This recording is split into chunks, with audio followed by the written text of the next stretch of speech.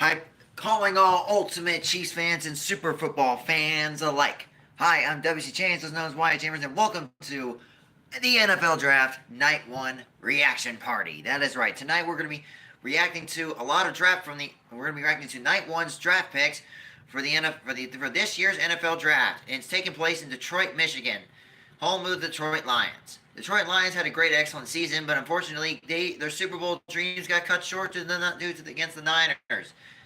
Since I'm wearing the reigning and defending Super Bowl champs, the Kansas City Chiefs jersey, Patrick Mahomes. As of right now, I'm ready for our draft pick for for the 32-second pick, and that's the only since. However, we'll be paying attention to these draft picks very seriously for each team, especially for all you amazing, kind-hearted NFL fans out there who is looking forward to see which if this specific player is what you like or dislike, and you can enter it in the chat and see why they think either they're the best or the worst fit for your specific team. Now, I think as of right now, for the Chicago Bears having the first pick, since Carolina stupidly traded their first pick, turned the first round pick to Chicago for a different round pick. Since now the NFL draft has officially begun, we're only going to be listening to Roger Goodell's voice to announce the picks. Since YouTube can be very painful to, um, since YouTube likes to give out copyright strikes to everyone, I'm going to I'm going to turn up the volume. I'm going to mute the volume real quick. That's not right. Well, the draft has officially begun, yeah, but I'm doing a live stream right now so we can get ready ourselves mentally and physically prepared for this amazing event. For the other nights, the drafts for night 2 starts on around 5 to 6 o'clock. For night 3 on Saturday, stay tuned for an early live stream because that one's considered a maybe. It's a maybe, but unfortunately, it depends on what time day 3 begins. Hopefully they will be around early so we can live stream it. However, we're not going to be. However, for night 3, for day 3, we're not going to be able to react to every draft pick since most of them are going to be off screen. Since most of them are most likely going to be off screen, especially for night 2, that's gonna be very difficult to go to. Because right now, Roger Goodell and some other Lions fan or whatever is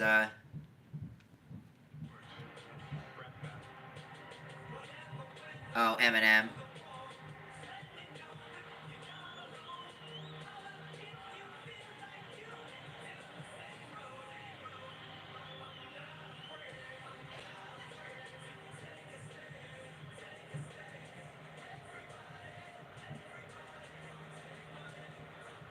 Here's the commissioner. The Detroit's own Eminem.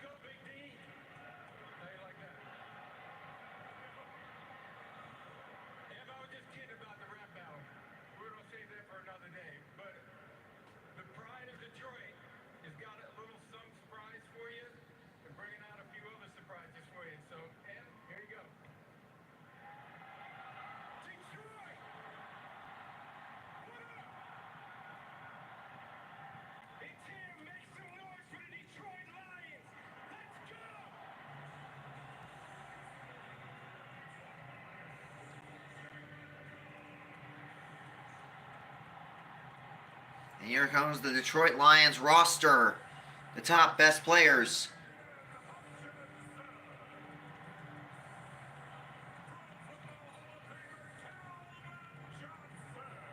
Megatron.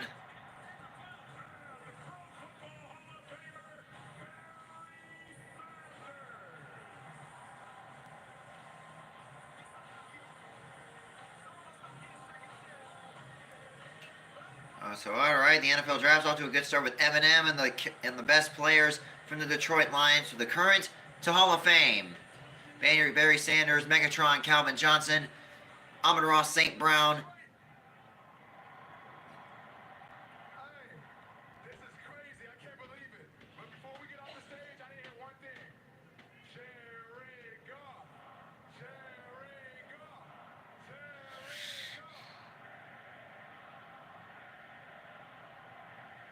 Jared Goff.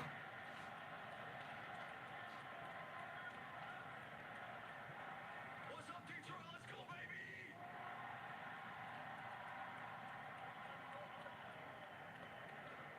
Hey, Detroit! Let's turn up tonight, baby! Let's get it!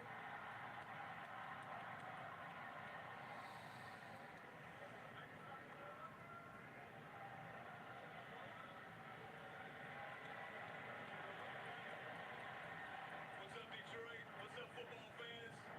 Thank you for showing the world how we do it here in Detroit. Great job, guys.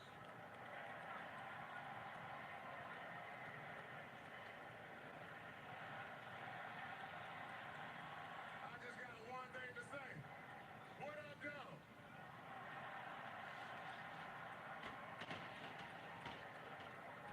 All right, Detroit.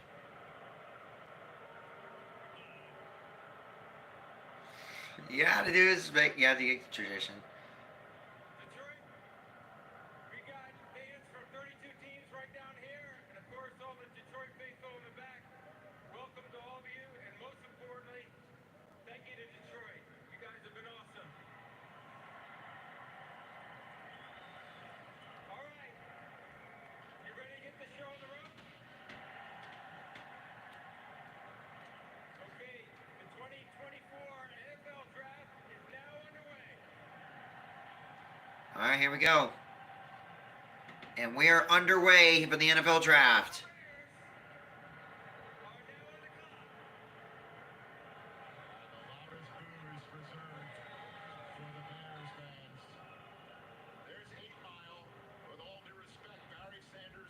All right, ladies and gentlemen, the Chicago Bears are now on the clock.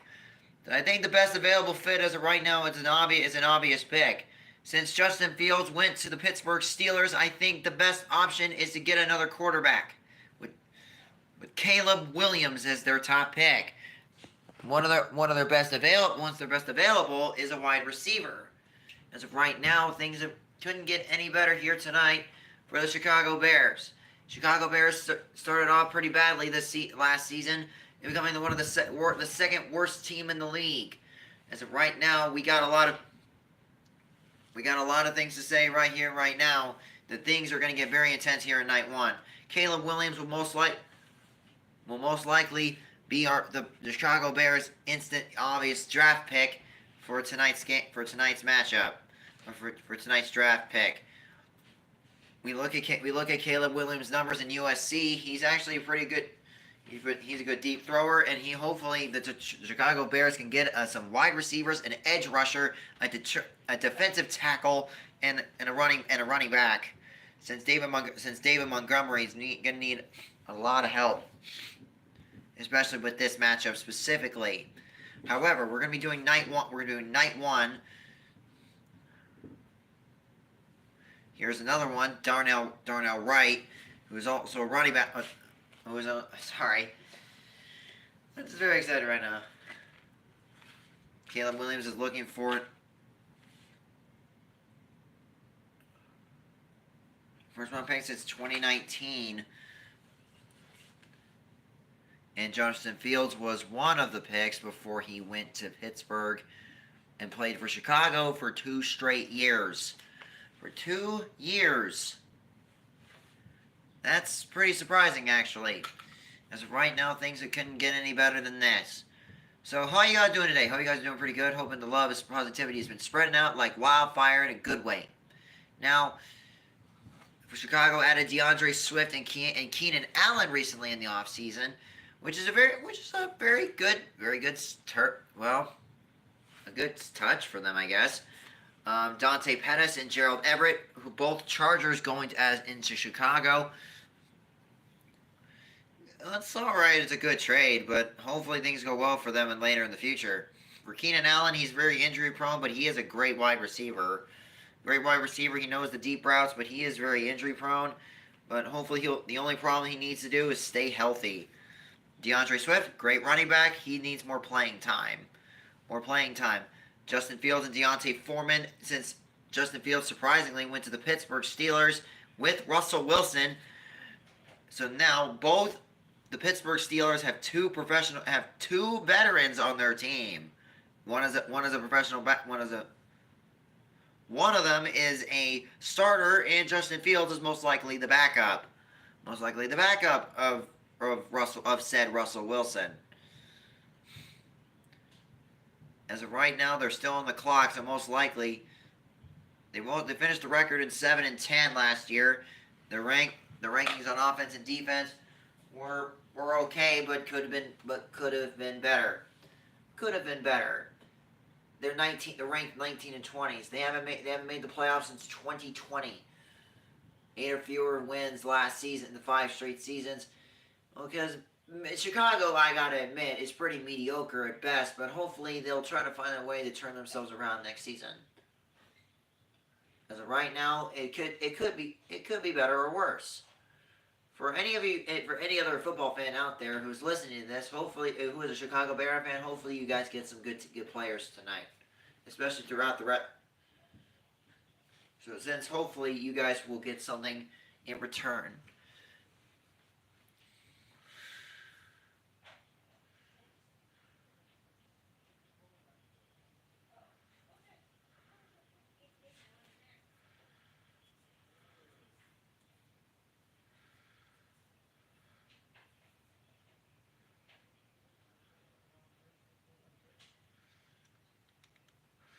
Anyway, like I said, I'm muting the audio, the discussions of what they're saying of these players right now, because I do not want to get a copy, because we don't want this channel getting another copyright strike or copyright claim.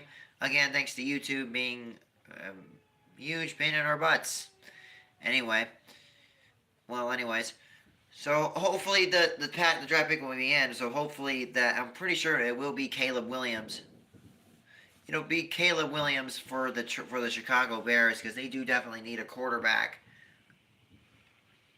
So for that time being, I gotta put my Chief socks on for good luck. You gotta keep the good luck on. For our reigning defending back-to-back champs. I think we'll make it a 3-peat for sure. We just gotta have the best players. We just gotta have the best players to help out Mahomes and Kelsey and have a good defense. A defense that's actually really pretty amazing, as they did last year, especially with as of right now. I think I'm pretty stoked to see how this NFL season is gonna go for us. And since of what we're having to Rice, and hopefully he's okay.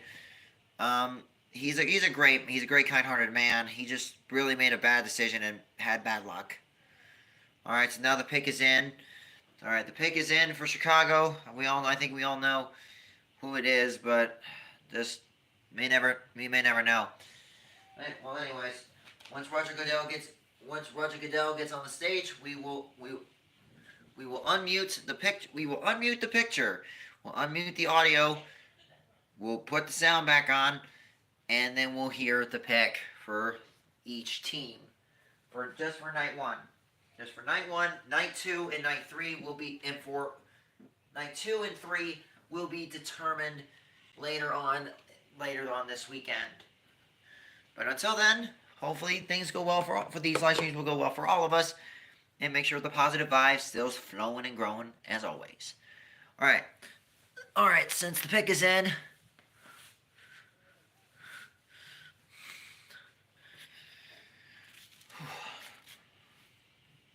Anyways. Alright, so.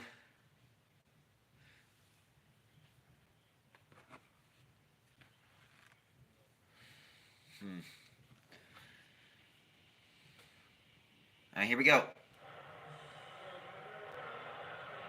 the first pick in the 2024 NFL Draft, the Chicago Bears select Caleb Williams. Yep. Quarterback Yep. Yep, we all expected that. You know, it's honestly not really a surprise since we all knew that.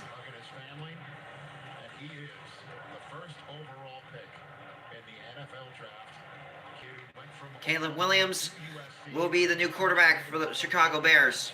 It was an obvious pick. Obvious pick. Yeah, too predictable. It was honestly not really a surprise since we all knew Caleb Williams was going to go to Chicago. And as you saw specifically from my amazing best friend Marcus in the background, saying the dun dun dun dun dun dun. Yep, the theme song.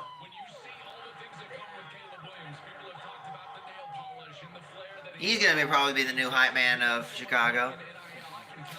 We'll see about that. Next up is the Washington Commanders.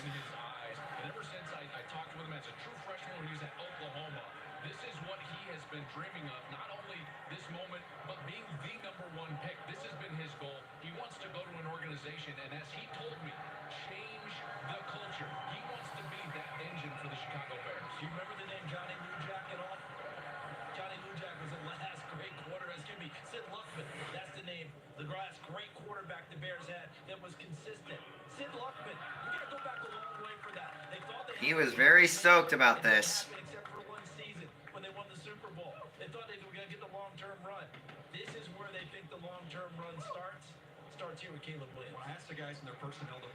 Well, hopefully Caleb Williams. Yeah, same here. Caleb Williams does have potential as a good quarterback for the Bears, but I'll give the Chicago Bears this next season a total of 9 wins. 9 wins, at best. 9-7, most likely. 9-8. I'll give him a record of 9-8 with Caleb Williams. Williams will be a good rookie, but let's just hope that he has the great enough linemen to protect him enough to make some deep throws, as they shown earlier in the footage of his deep throws with his receivers back in USC. So next up is the Washington Commanders, and the Washington Commanders with the second pick. To any of you other amazing, kind-hearted football fans, or super ultimate football fans, that are watching this live stream right now for night 1 of the NFL Draft, if anyone is a Washington Commanders fan, give a shout, say hi in the chat. But anyways, Caleb Williams is very excited to be a Chicago Bear, as it was pretty predictable that he would be Chicago's top pick. So now the Commanders are now on the clock. So like I said, we'll keep it muted until Roger Goodell gets out onto the stage, and he will make the pick. As far as I'm concerned, hopefully the Commanders need. I think they need an offensive lineman, a running back. Oh wait, well here's the interview with Kyrie Irving. With Caleb Williams now. So let's listen in.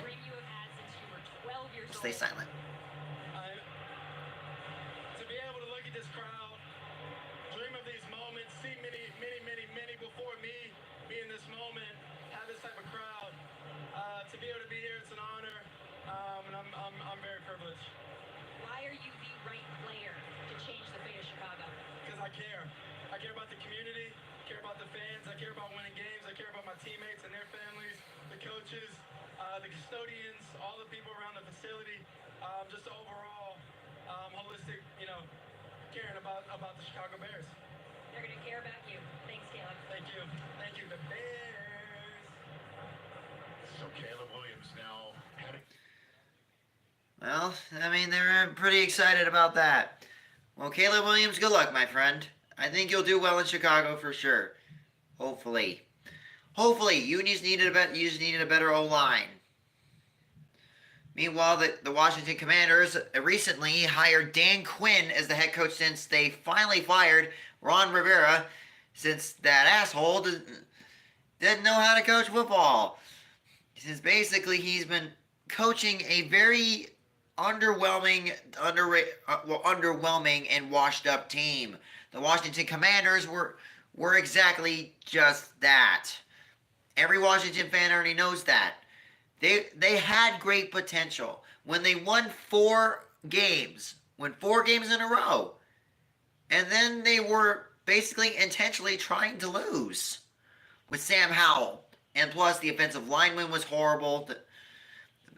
The offensive line was horrible. The quarterback, Sam Howell, was terrible, especially in late 2023. He threw 21 interceptions. That's highest in his career. And yeah, Sam Howell's a good quarterback, but he needs an offensive lineman to protect him if they're going to actually go for another quarterback in this draft. So I'm glad if Dan Quinn can help out this team at least to be out halfway decent, then we'll see.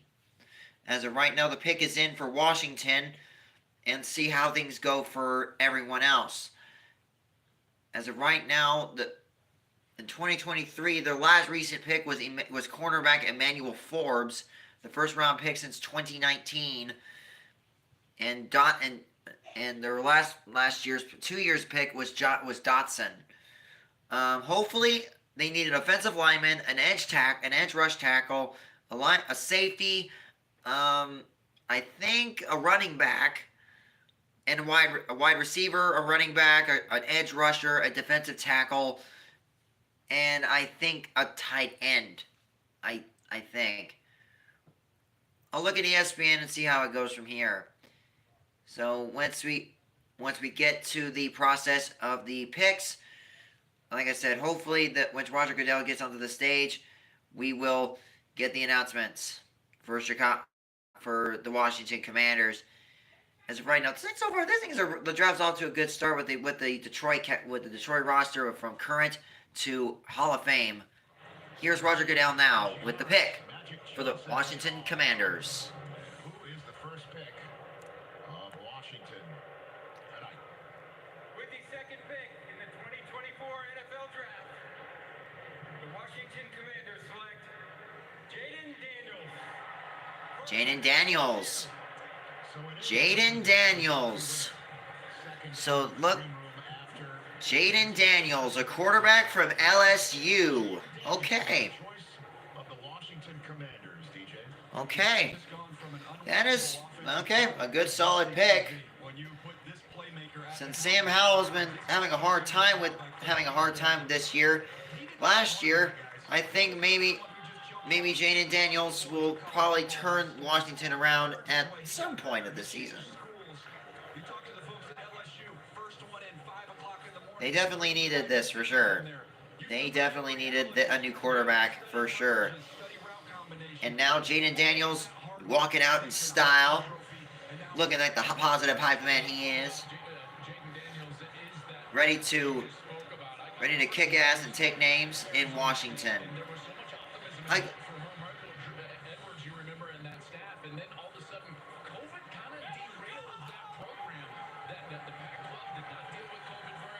LSU is going to definitely be crazy, especially when this turn in the NFL. So far, we looked at Jalen Daniels' numbers: over 12,749 passing yards, 89 passing touchdowns, 34 rushing touchdowns, and 40 passing touchdowns in 2023. That's the second most behind the other quarterback from Oregon, Bo Nix. But you talked about the path. 185 pounds when you met him as a freshman. Bo Nix, it was behind him. So, plus he is a good rusher. So hopefully Jaden Daniels can be a huge asset to this team. However, they need the Washington Commanders need some big wide receivers besides Dotson and Terry McLaurin. Terry McLaurin and Joshua Dotson are the only 2 receivers that they have, and also Logan Thomas as the tight end. So here's the interview with Jaden Daniels here and now. And he is also last year's Heisman Trophy winner. 4 quarterback prospects to Washington. When you left that meeting, how confident were you that you'd be their pick? I was pretty confident. I tried to play some games, but I was pretty confident for sure. On the red carpet just a little while ago, you described your journey to me as a roller coaster. From Arizona State to a Heisman winning campaign at LSU, What do you want your future to look like? Because this ride's not over when you get to Washington. Man, not at all, man. I'm here to get to work. Washington will get everything out of me. As a competitor, a hard worker. I can't wait to meet my new teammates, man, and try to help win some football games. Good luck doing it. Thanks, Jake. All right, let's get a look at the video here of Jaden Daniels. Let's take a look. It's impossible to come up with a comp, but when you look at For me specifically, for Kansas City, I think our top goal is to get a wide receiver to help out with our MVP GOAT, Patrick Mahomes, with Travis Kelce, and our new recent wide receiver, Hollywood Brown. I think Xavier Worthy from the Texas Longhorns would be a big fit. He's very fast, very agile, and he knows the deep routes.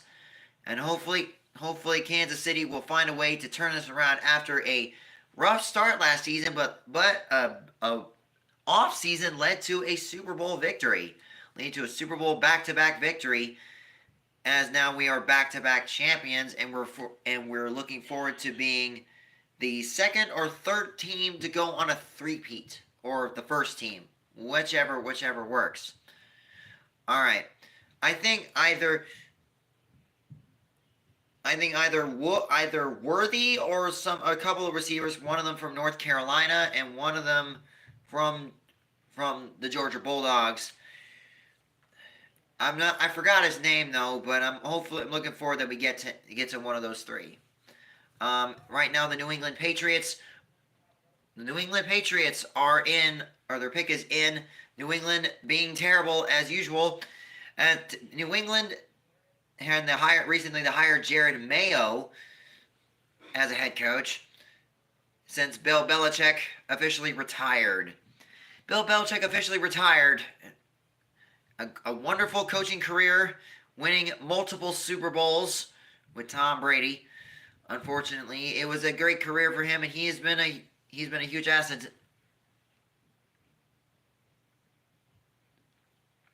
They want to see Drake May. Okay, so Drake May. Okay. If there's any New England fans out there, shout out, say hi in the chat. New England, as far as you expected, did not go well as planned, and since with Mac Jones being set on the bench because he was terrible, and so was Zappy was the only quarterback that they got, and he did okay, but again, same thing as Mac Jones did, terrible. And they need an offensive lineman, they need a quarterback, they need a wide receiver, an offensive lineman, offensive tackle, and I think a safety. All right, so Roger Goodell is back on the stage. Here is New England's pick. Let's take a look to see what New England has got in store for their first round, third pick. With the third pick in the 2024 NFL Draft, the New England Patriots select Drake May, quarterback, North Carolina. And all right, looks like they got ourselves in. As I said before, quarterbacks are most likely going to be the most targeted here. Drake May, M-A-Y-E, from North Carolina, from the University of North Carolina. So the Patriots got themselves another quarterback in town for the AFC South. Excuse me, sorry. Yeah, the E is silent. So yeah, the E is silent. So congratulations to the New England Patriots to getting another quarterback out of the picture of the draft, Drake May. He's thrown over 3,608 passing yards, threw over 4,420 passing yards, 38 touchdowns in 2022, both in the top 5 of the in his career, 8,818 passing yards, 63 touchdowns, and 16 interceptions. That is an actually impressive stat for him. He was 2 years ago's ACC Player of the Year, and good pick for New England. Hopefully, New England this quarterback can turn this Patriots team around, even without Bill Belichick as their coach. We looked at it here. He has a super strong power arm, like Patrick Mahomes. And he has also his touch and accuracy. which he was under a lot Look at that of fader pressure right there. behind As of the right now, offensive line. Another example of what he did. The ability to it seems like a good pick for New England. And as of right now, since New England has got to have a quarterback, but they have plenty of picks to go. We have plenty of picks left to go, folks. Like I said, the live stream for night 2 and day 3 will be determined. To be determined.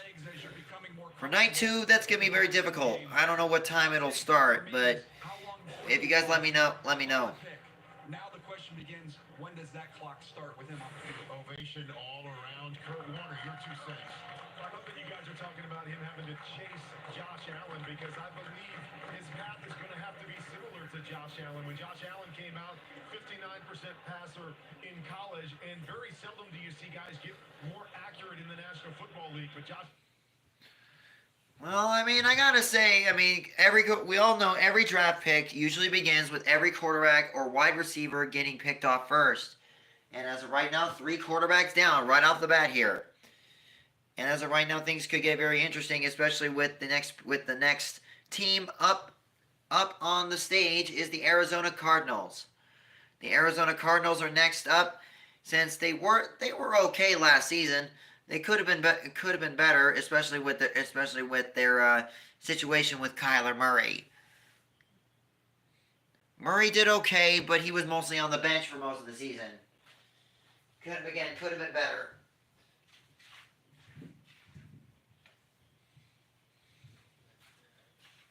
Here's the interview with Drake May now. Here's Drake May with his interview. You grew up in lead you to this stage tonight. Yeah, youngest of 4 boys. The youngest one had to get beaten up on and all the above, and just try to keep my head down, keep working, end up paying off. Those 3 are my best friends, and just can't be thankful enough to be the youngest. Over the course of your lifetime, the Patriots built a dynasty in New England, but it's the beginning of a new era. Yeah. How will you help define that? Let's go. I'm ready. I'm ready to go compete. I'm ready to get to New England. Let's have a blast. We'll win a lot of games, and let's go. You're going to show up with that smile on your face, I know it. Always. Yes, And he's got that power of positivity in him. So, for the 4th time in the...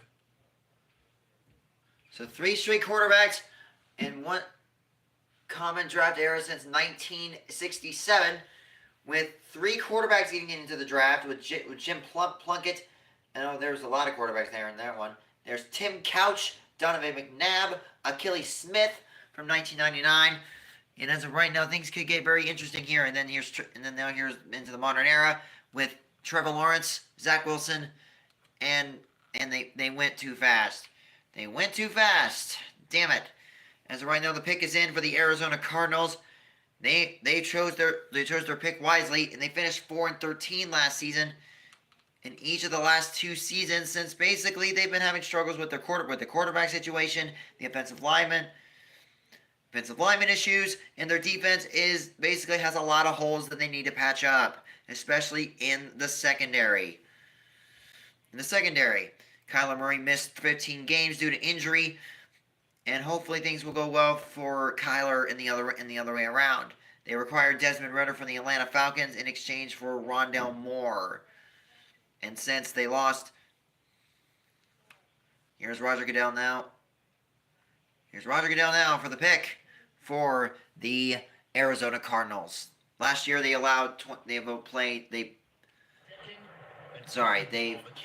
scored 26.8 points per game. Here's Arizona's pick. 24 NFL Draft. The Arizona Cardinals select Marvin Harrison Jr. Marvin Harrison Jr. So Marvin Harrison Jr. from Ohio State. They needed a wide receiver to replace Rondale Moore and Hollywood Brown, since Hollywood Brown went to the Chiefs, went to the Kansas City Chiefs for a year. Prime target for Kyler Murray in the NFC West. I'm all for trading down and getting depth, but I'm more... Marvin Harrison Jr. is going to be a huge asset to this team. This is a big-time playmaker. They need blue-chip difference makers on this roster for the Arizona Cardinals. There aren't many. And Kyler Murray is grinning from ear to ear. He has a number one wide receiver, and not 2 years from now, 3 years from now. This is a number one wide receiver this year. He's going to be ready to roll right when he gets on the field. I gotta admit, this is a good pick. Don't worry, there's only one. That's one of the other best wide receivers into the draft that the Chiefs might have. To have this guy in order to get this offense going. The organization said Kyler Murray's our quarterback. Give him some people that give him a chance to make those plays. Marvin Harrison does it. By the way, he didn't run the 40. He didn't So right now, things could get any better for this. That's exactly right, and that's what he is. Let me take you guys back a couple of years. You guys all know how many Ohio State games that Best and I call, right? Well, congratulations to Arizona Cardinal fans. You got the receiver that you wanted, or at least that we all think so. So good luck, congratulations. Marvin Harrison Jr. should be a huge asset to the team. As of right now, we are looking at a good top fast wide receiver that could be a huge deep threat for this team, for Arizona. And of course, the draft party at State Farm Stadium. Arizona fans somewhat excited for their draft pick. Wasn't even on the field yet. He proved it in that Rose Bowl, you remember, against Utah as a true freshman, and he's been the best receiver in college football ever since. The highest drafted wide receiver for Arizona since drafting Larry Fitzgerald third overall in 2004. Welcome to Prime Time, presented by Nationwide. Kaylee, take it away. Here is Marvin Harrison Jr. with his interview right here and now. But it is your turn now. What do you want your name to represent in the NFL? I just want to go out there, man, work as hard as I can, be the best player that I can be. I'm just super honored to be here. From Garrett Wilson to C.J. Stroud, the last two NFL Offensive Rookies of the Year have been products of Ohio State. Can you make it a three-peat for the Buckeyes? That's my goal. I'm going to try to. You came in here tonight confident you would be the first receiver taken off the board in a class deep with talent. Why did you have that confidence? I just have trust in my abilities, man. Worked so hard to get to this point. God's put me in a great position. Couldn't be here without him, so I'm super blessed. And I know you're ready to get back to work. Thank you, Marvin. Thank you very much. Appreciate you. Super blessed indeed. You can just He's big, a fluid route runner, and has a good big catch radius according to the descriptions. fluid mover, and the catch radius is ridiculous. This is He's the first OSU player with multiple seasons with over 1,000 receiving yards each season. Your way like a bug, climb on top with his speed and make plays, run after catch. When he had an opportunity with a good ball from the quarterback, go back to Stroud. You saw a bunch of that. The ability to snap off routes like a little receiver in a big frame is ridiculous. The catch radius, I mentioned it. How about this last one? And you can't have when you're the champ. You gotta wear the red belt. When they were the reigning defending Super Bowl champs. All right, so the next team from the AFC West is the Los Angeles Chargers. The Los Angeles Chargers, however, had a terrible season last season. 5-12. Their defense and offense was very bad. With Justin Herbert getting injured late in the season. So the Chargers are on the clock for Jim Harbaugh. First back in the NFL. It's very chalky at this point for Jim Harbaugh. We're going to come back and tell you what's going on in Detroit. Just like Nationwide,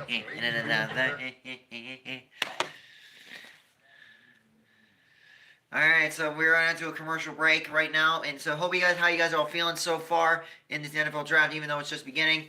As of right now, we'll be looking at the timers of each of the teams that have the draft picks. So, what do you guys think about this NFL season so far? Are you guys pretty ready, or are you pretty nervous about it? For me and my team specifically, I think I'm very excited, but I'm also nervous too. It's been a very tough. Last season was very rough to watch. Even though we've had a lot of close wins, tough losses, and very controversial endings.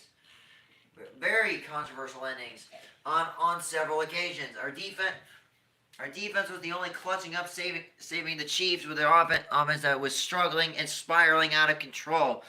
But when the late season came around, the Kansas City Chiefs offense delivered on its own end and actually worked and woke up and finally figured out their drop and catching problems. And hopefully the results will be same here as always. Hopefully our results can go any better throughout the whole season. But we have to focus on since the Chargers recently just signed Jim Harbaugh after Jim recently won the national championship with the Michigan Wolverines, going on a good streak, beating Washington.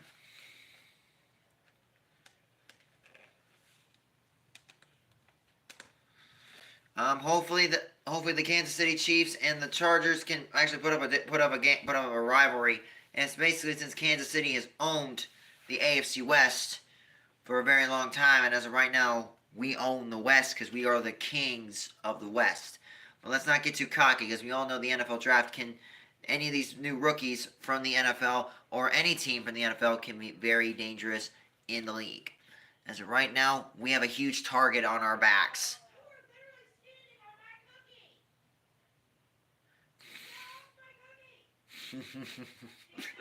my amazing mother is screaming in the background about a cookie, about one of our cute doggies standing on top of our cookie. Probably a chocolate chip cookie. I don't know. Oh my God, I am very excited about this one. It's amazing. I'm glad that you guys came here tonight. I'm glad that we always came here to spread love and positivity, especially relax on this very beautiful night of the NFL draft. We are already 41 minutes in. We're 41 minutes into the draft, and I think this is so far pretty interesting. As I said, I can't play music. I can't play the audio thanks to YouTube being a huge pain in the huge giant needle in our you know what. As of right now, a huge pain in our butts. Now the pick is in for the Los Angeles Chargers. Let's see which pick they got here. I think the Chargers need a new quarterback. They need a wide receiver, since they both got rid of Gerald Everett and Mike Williams. Mike Williams went to the Jets. Keenan Allen went to the Bears. And Austin Eckler apparently staying for some reason. He shouldn't have. For a 2024 fourth round pick for Keenan Allen to go be traded to the Chicago Bears. If Los Angeles can figure themselves out and hopefully try to make a competition against the Chiefs in the draft in next year's season. Hopefully things will go perfectly well for them as of late. They need best available. As of right now, they are the best available with Ondazi, Nabers, Brock Bowers from Georgia, alternate Tim Arnold, Fuaga, Fatanu, Quentin Mitchell, Deontay Turner, and Jay Verse from FSU. Their best. That's basically the top 200 best available according to that announcer guy over on the fourth one on the right. All right, here's Roger Goodell now, and let's listen in to the Los Angeles Chargers first round, fifth pick. The championship college team in Michigan is about to make his first choice as a Chargers HC. I see what you did. Thank you, brother. With the fifth pick in the 2024 NFL Draft, the Los Angeles Chargers select Joe Alt, tackle. Joe Alt. So they do take the left tackle from Notre Dame, even though Rashawn Joe Alt from Notre Dame. He's a left tackle for a defense. Okay, that'll definitely help out with the other Bosa in the family. He's an offensive tackle, an offensive left tackle. They definitely need him now, but they need a quarterback in order to have one. So a good pick for Los Angeles, and see how this goes. He looks pretty good. He looks like a good blocker. But the question is, how good can he be against the other top competition?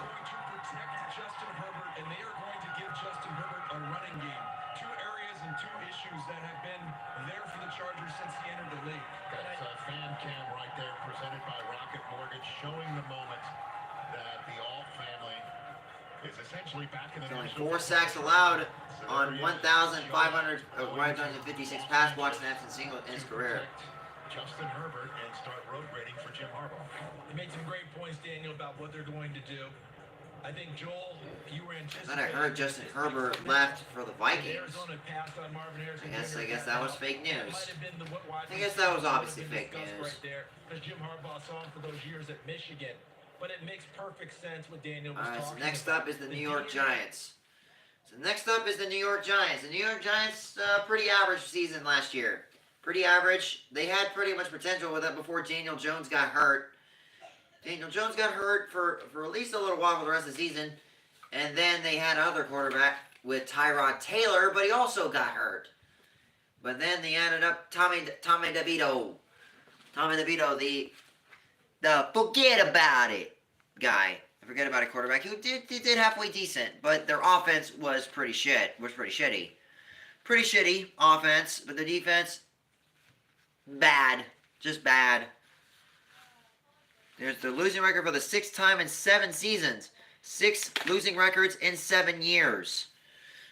They're trying to prevent to finally snap this losing streak. The first playoff win was since their last Super Bowl appearance in 2011 against the New England Patriots.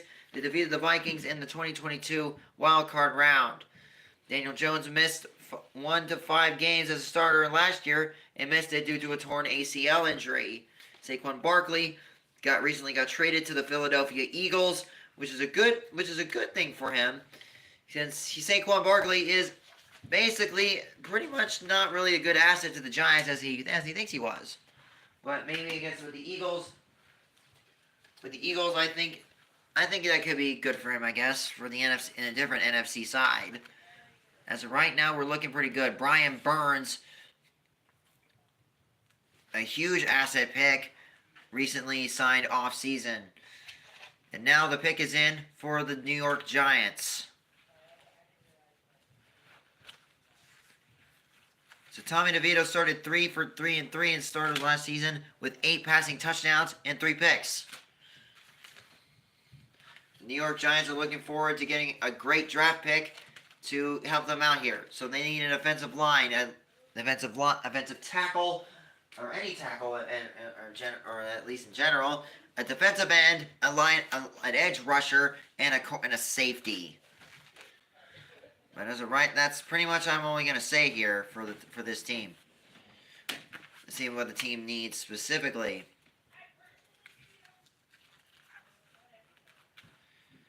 As of right now, I'm pretty excited of how this thing's going. You know. Well, like I said, I'm only reviewing.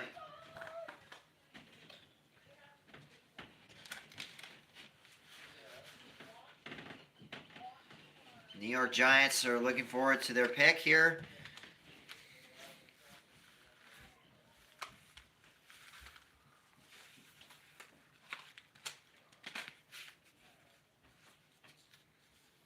All right, here is Roger Goodell now with their pick, or the rival for the pick for the New York Giants. New York Giants, dude, what a huge inflection point in tonight's draft this moment is. With the 6th pick in the 2024 NFL Draft, the New York Giants select Malik Nabers. Malik Nabers. Wow. Another wide receiver down. It's Malik Nabers from LSU.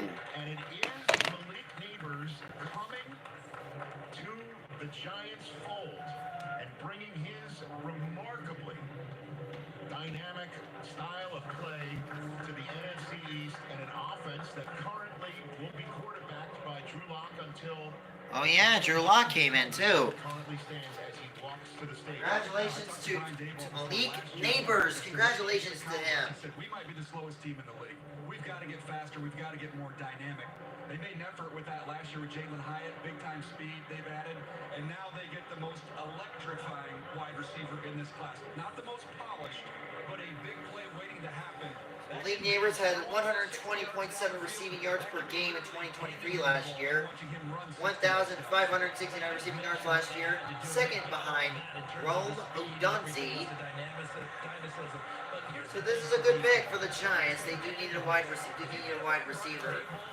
And now a quarterback with Drew Lock after recently getting traded from the Seattle Seahawks.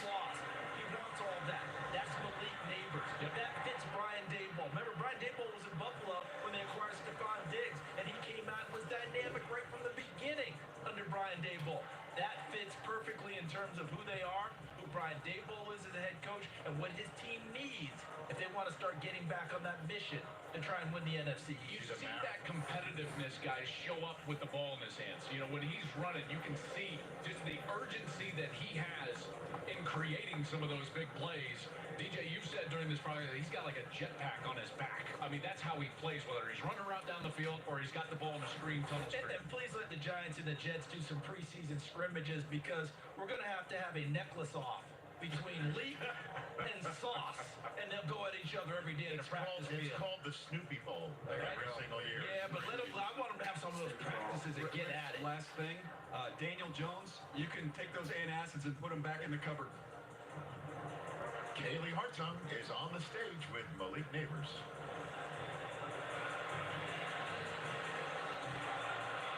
Malik, I need you to open up the inside of your jacket and tell me what it represents in this moment. Oh, so the inside of my jacket, it represents my journey when I came to LSU. They got all the people that showed tribute to the legacy of me at LSU. You know, I got a lot of memories here. All the memories that's in here is the reason why I'm here today. There is a legacy at LSU of producing superstar receivers in the NFL. You broke all those players' records. What can you accomplish as a New York Giant? I'm just hoping to be the best team I can be, get in the community, hit the ground running and show them what kind of athlete I am. And bring that dog mentality you say you have. You're right. Now you can go jump in the crowd with those Giants fans.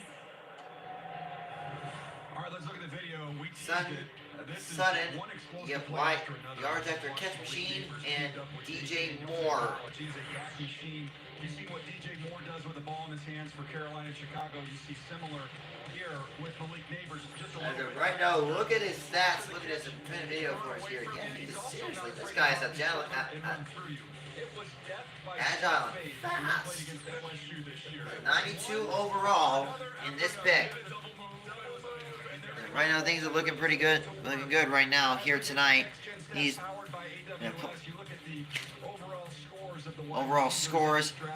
Rome Odonze, Marvin Harrison Jr. recently just got picked. Xavier Worthy and Brian Thomas Jr. are the only two.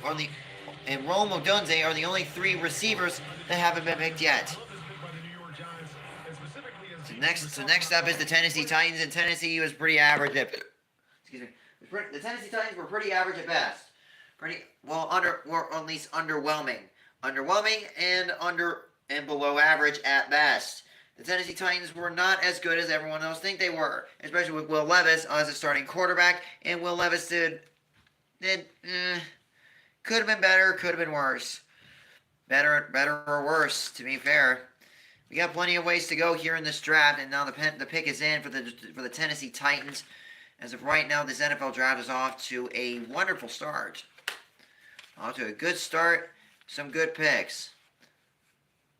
And the pick is in, so since we are in a commercial break, we're going to be waiting for a little bit here. If you guys have any questions in the chat or in the comments, let us know in the chat and see how you're feeling about your draft picks, and see what other picks would you love to see in tonight for tonight. So I mean, I'm pretty nervous about this. I'm pretty good about it. I want to make sure that everyone else feels good about what's going on right now, keeping the love flowing, Grandpa's showing, especially with the excitement here of new players coming into the NFL. It's gonna be awesome for sure.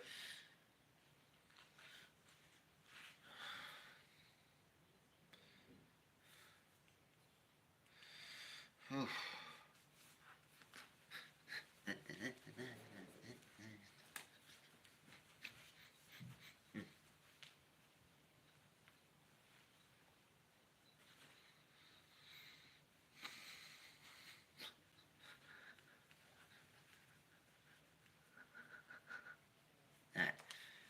Alright. Just did a little shimmy. Shimmy, shimmy, shimmy, shimmy.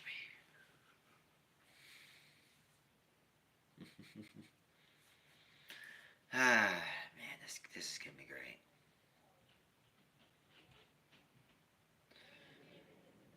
So the Titans are looking forward to having a great season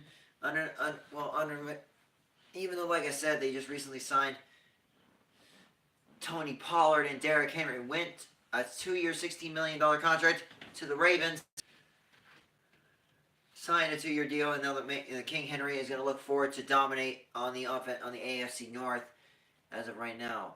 And of course, DeAndre Hopkins is the only with only 500 yards, receiving yards in 2023, and so that's why he left. Will Levis is 3-6 as a start, 3 wins, 6 losses in 2023. 8 passing touchdowns and 4 picks, and of course required L'Jarius Sneed from the Kansas City Chiefs, which is very, very disappointing and sad for a stupid trade-in for the Chiefs as a whole. Never got rid of him, but money got to him pretty quickly. But it's understandable. It's not how the world works. I mean, every team should play with loyalty, not just for money. But in this modern era, it's not how it works.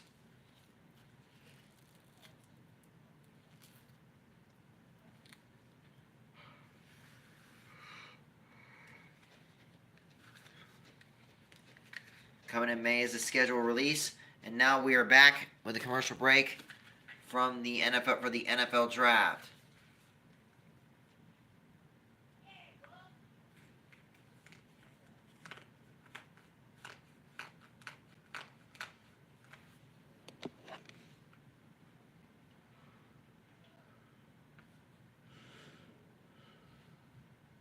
All right, so here we go. The pick is in for the Titans, since they added Calvin Ridley and Lloyd Cushenberry. All right, so here's Roger Goodell now with the pick for the Tennessee Titans. On the clock at 8, here's the commissioner with the latest pick of this Detroit draft.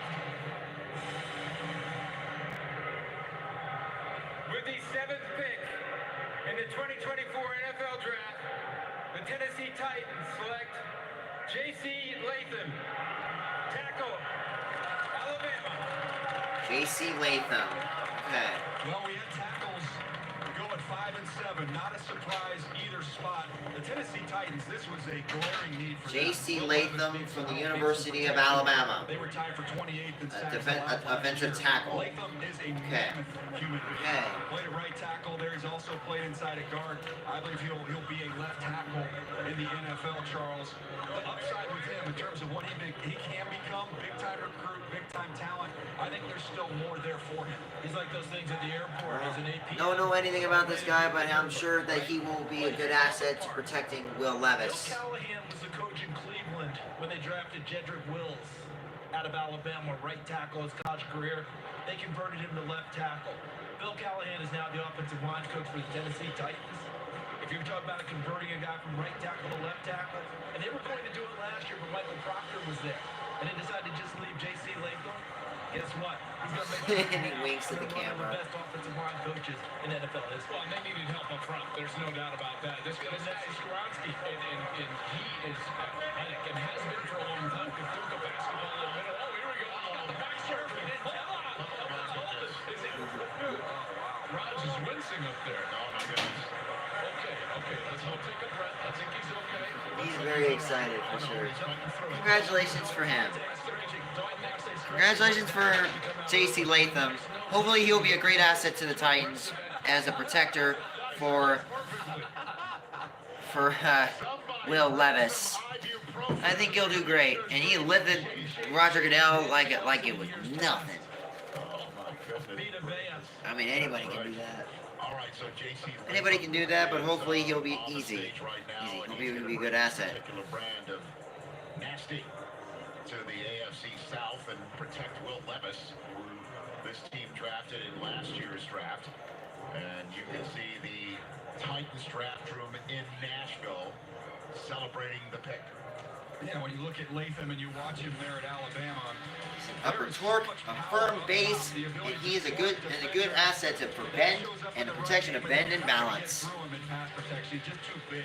Uses those long arms and just toys with edge rushers. As long as Especially with quarterback. And you're not going to be able to beat him. Bryce Young. Bryce Young from last year. From 2 years ago. This was the area. The stunts in the games, a little inconsistent in that department. This is going to be the calling card, is what he does in in the run game, mauling dudes, turning, torquing, and finishing guys. So Damn it. The Tennessee Titans, this was a need they had to address. I'm sure Alt would have been a great pick, would have been a great option. He was off the board. They had to get the next guy, and that was J.C. Latham. And so the Falcons have made their selection. And looks like the Atlanta Falcons are next at the pick, and they are in already. Presented by Nationwide. Take it away, Kate. JC, the commissioner just confirmed to me he is okay. After that bear hug. That's great. Yeah. I don't know, man. I don't know. A lot of excitement. What was going through your mind when you went in for the bear hug? Yeah, I mean, just let them know, pick them up, show everybody the strength and all that stuff. It's a standard. O-lineman gets hit. You got to pick up the commissioner. So, carrying out tradition. You nicknamed yourself the Trench King. You pride yourself on being a leader. Absolutely. With a first-time head coach and a young quarterback in Tennessee. Yeah. How do you want to help set the tone? I mean, just living up to the standard of what Alabama is and the tradition of what we are. Like I said, being the first one in, last one to leave, and just doing anything I can to help the team success, no matter what it is. You've lost, 20 pounds since Alabama's season ended? Yeah. How NFL ready do you feel right now? I'm ready right now, man. I'm excited and ready to get rolling. Yeah, I'm ready. Congratulations. Thank you so much. All right, the Falcons pick is Ian Rappaport.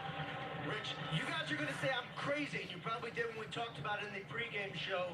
The Atlanta Falcons are considering Michael Penix at number 8, and I know they signed Michael Kirk Cousins Penix? for $100 million guaranteed. The quarterback? It's all about success. Well, I mean, that's true since they did get rid of Desmond Ritter.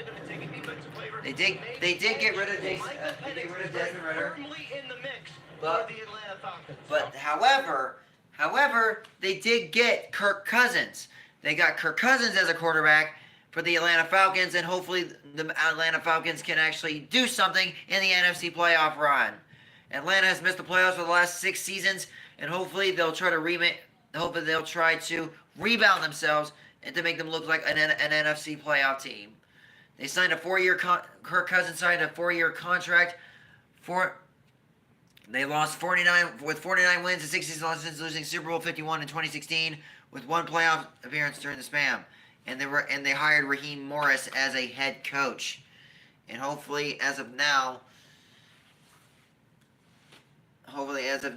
they can try to get themselves right back on track. The Atlanta Falcons has looked average at best but could be better. So now here's Roger Goodell with the pick for the Atlanta Falcons.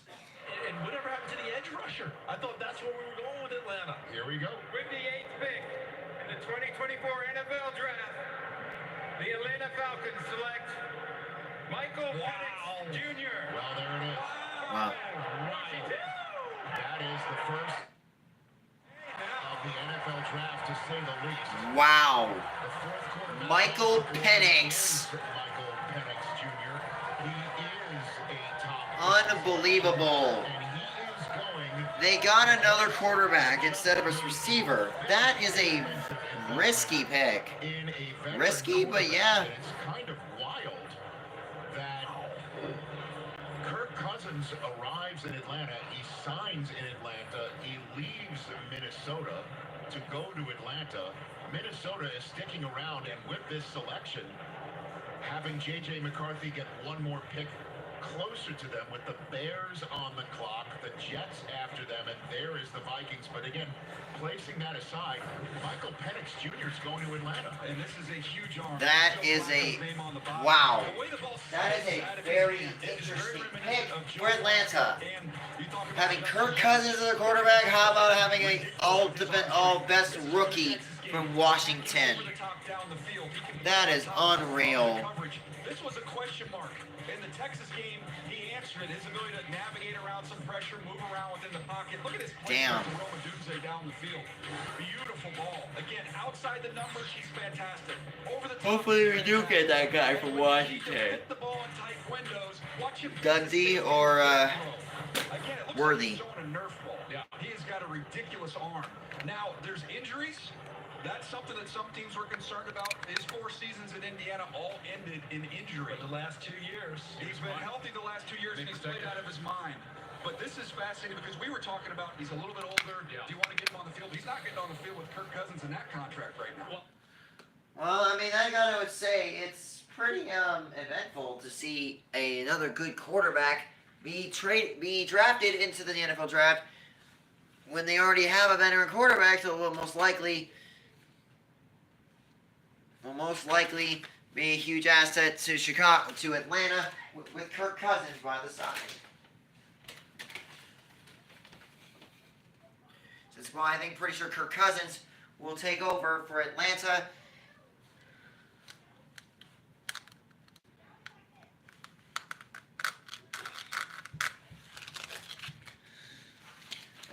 I think I already know my amazing best friend. I'm pretty sure he was screaming out loud. Hey brother, you alright in there? You're excited about that? You're okay with Mike Penix being quarterback for the Atlanta Falcons? Michael Penix. You're okay about him? Alright, cool. I mean, well, I'm pretty sure Kirk Cousins will start. He'll start for the Falcons. I think Michael Penix will probably be a sub-in. Just probably for the late season, though. Alright, so as of right now, ladies and gentlemen, the pick is in for the Chicago Bears for the second pick of the night. I'm surprised that as of right now they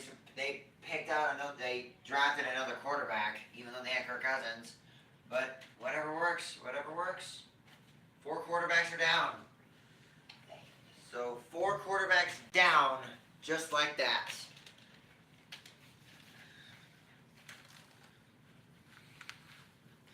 So as of right now, the next up is the New York Jets.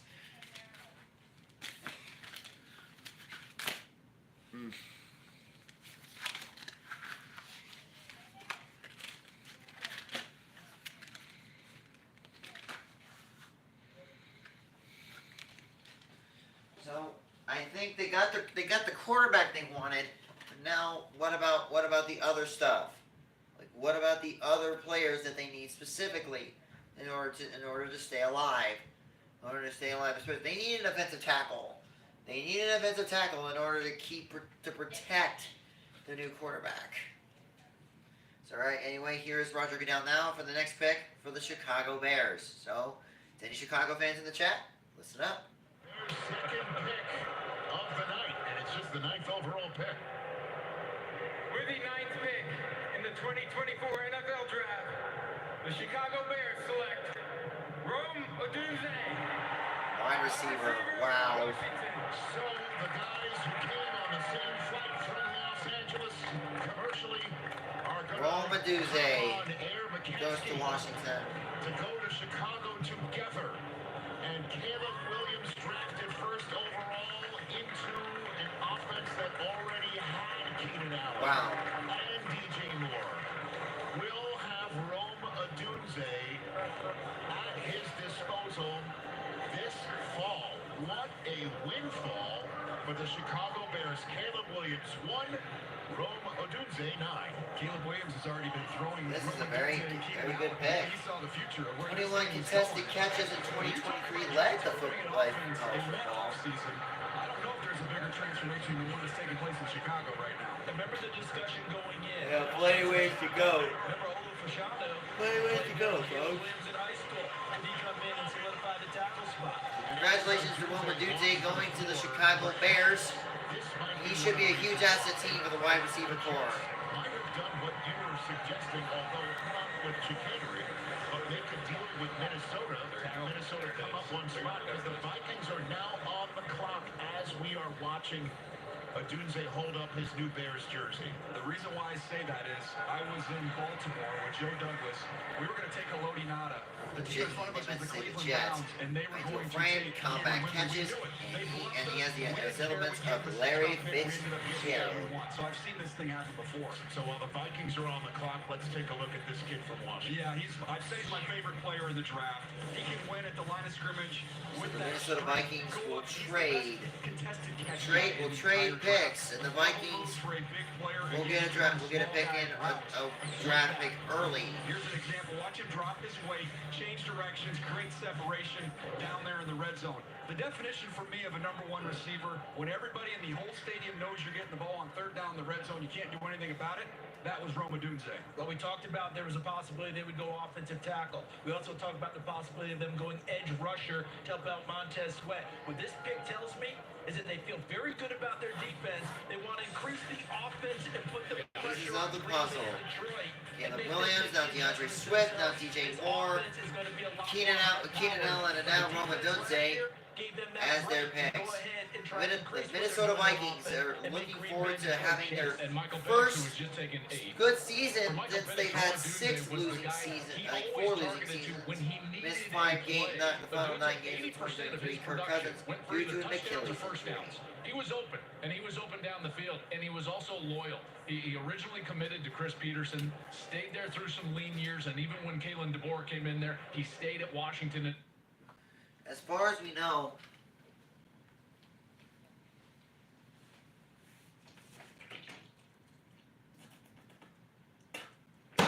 anyways, well, hopefully, folks, as of right now, since the Jets and the Vikings made a trade, received a 10th overall pick and a 6th round pick in the 203. Meanwhile, the Jets received an 11 overall pick, 4th round pick, and a 5th round pick with 129 and 157. So I wonder who they traded to. Aaron Jones went to the Vikings for a 1-year deal of $7 million. It's a cheap contract. A cheap contract, but hopefully that he'll stay around to help out Minnesota's running game. Here's the interview with Rome Odunze. Detroit, now you get to fly to Chicago together. What can you two accomplish as Bears? I think amazing things. You know, it's going to take a lot of work and a lot of dedication, but, you know, from the glimpses that I've been able to hang out with him, I can tell he has that determination the same as I. So I'm excited to get there, you know, be a part of the team and go strive for something special. After working on his dairy farm in Utah, you have credited your grandfather with your work ethic. As he listens to this broadcast from home tonight, what do you want to say to him? I love you, Grandpa. Thank you for all the, you know, the life lessons, and I hope you enjoyed this moment as much as I did. Congrats, Ron. Thank you. So the Minnesota pick is in. If it's J.J. McCarthy, we will have 5 quarterbacks in the top 10. We'll be right back after these messages. So the pick is in for the Vikings. Hopefully, they will get a good draft pick here tonight. I feel like a game show host right now. Yeah, same here, my amazing friend. The man, the arena.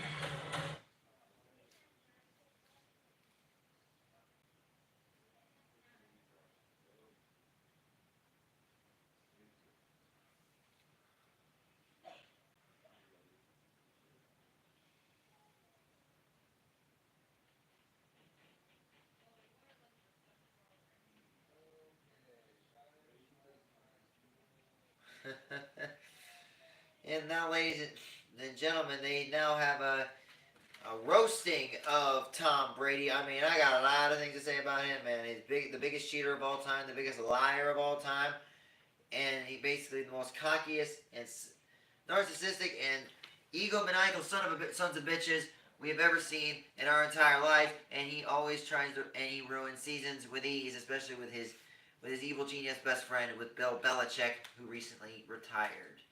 Now, I got a lot of things to roast about Tom Brady. I think we all do in any kind of circumstance. As of right now, we have plenty of ways to go here.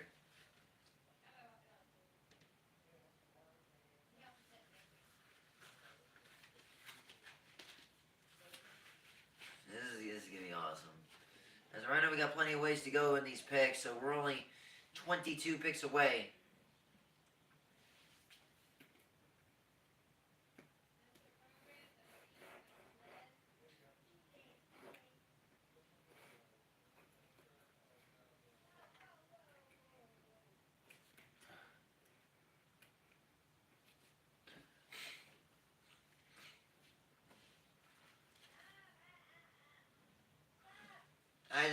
I'm just really, wow.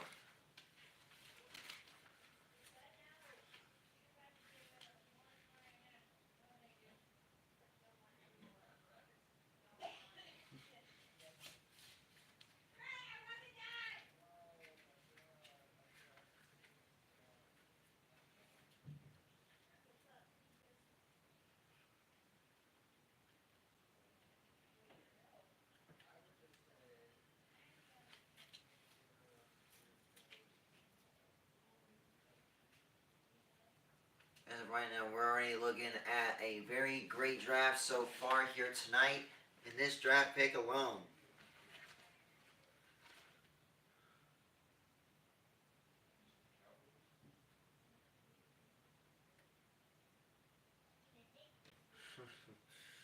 Well, I mean, hopefully the Minnesota Vikings can basically have a huge asset here tonight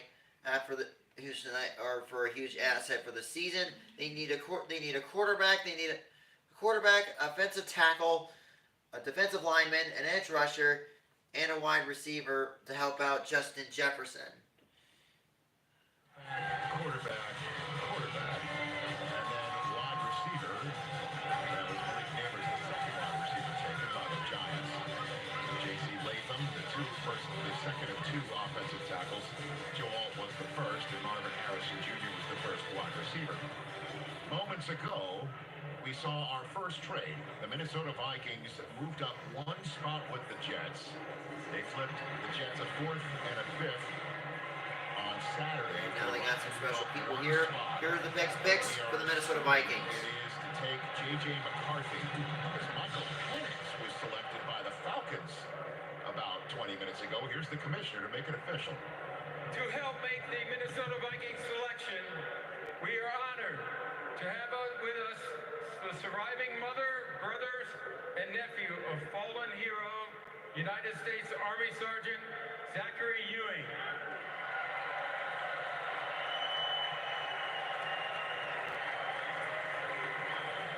Zachary died after a battle with cancer, a cancer that was discovered after he was injured during his second deployment to Iraq. We salute him and thank his family and TAPS, the Tragedy Assistance Program for Survivors, which offers care to those grieving the loss of a military loved one. I'm now going to turn this over to Sergeant Ewing's nephew, Asher, who will announce the pick in honor of his uncle.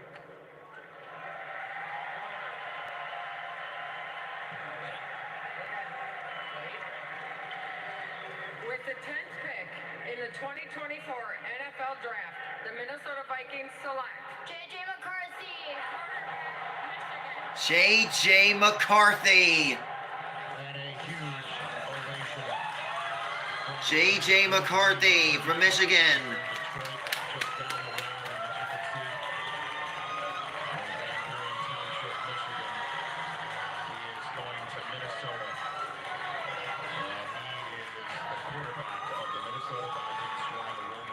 Wow. 5 quarterbacks down. Winner, efficient, and he has the quarterback physique of former Kansas City Chief, Alex Smith.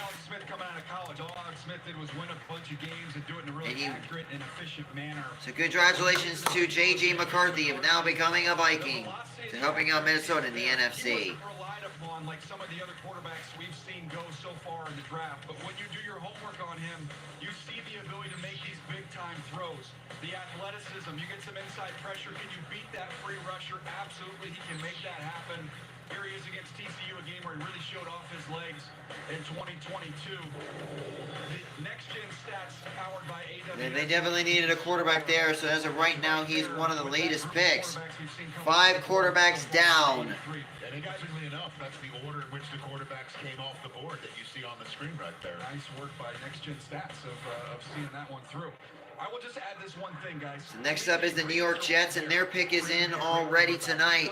The New York Jets is up at the bat. The New York Jets are looking forward to having a somewhat of a decent season, even though New York Jets, being the Jets as usual, having a terrible season. And hopefully they need a better quarterback, a better receiver, offensive tackle, a defensive tackle, edge rusher. They need a lot of those things in order to make this team. And their defense last year, their defense was way better. The defense was way better last season. 12th ranked with Sauce Gardner. The Jets did a great at an average season, 7 wins and 10 losses last season, and only ranked in 3rd place in the AFC, South, or in the AFC West. Yeah, that's right, AFC South. And they haven't won, the AFC East. They haven't won the AFC East since 2002. for the New York Jets since they had, I think, Testaverde or something. Joel, you mentioned Or, third down. no, they How didn't about have fourth down Testaverde. at the Rose Bowl against Alabama, the play he made there? He's going to go number 10 They haven't won a overall. playoff game since Listen, 2010, can he answer on last that season, Stroud? especially when they had Ryan Fitzpatrick on their team. To be his quarterback coach. That is surprising, to be honest. Listen, this guy wins, right? He's 27-1 as a starting quarterback at Michigan. And you mentioned the formula, DJ, and there was a very specific formula for Michigan, and it was very successful for a long time. But it always came up short. Those fan base, they hate to know that, but it did. What was the difference the last few years?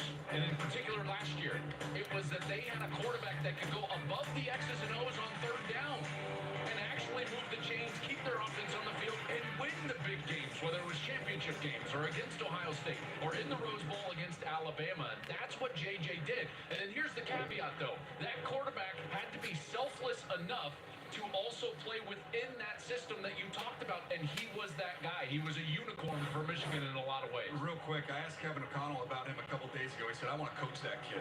He said, this kid, everybody that's around him, he's infectious. They always...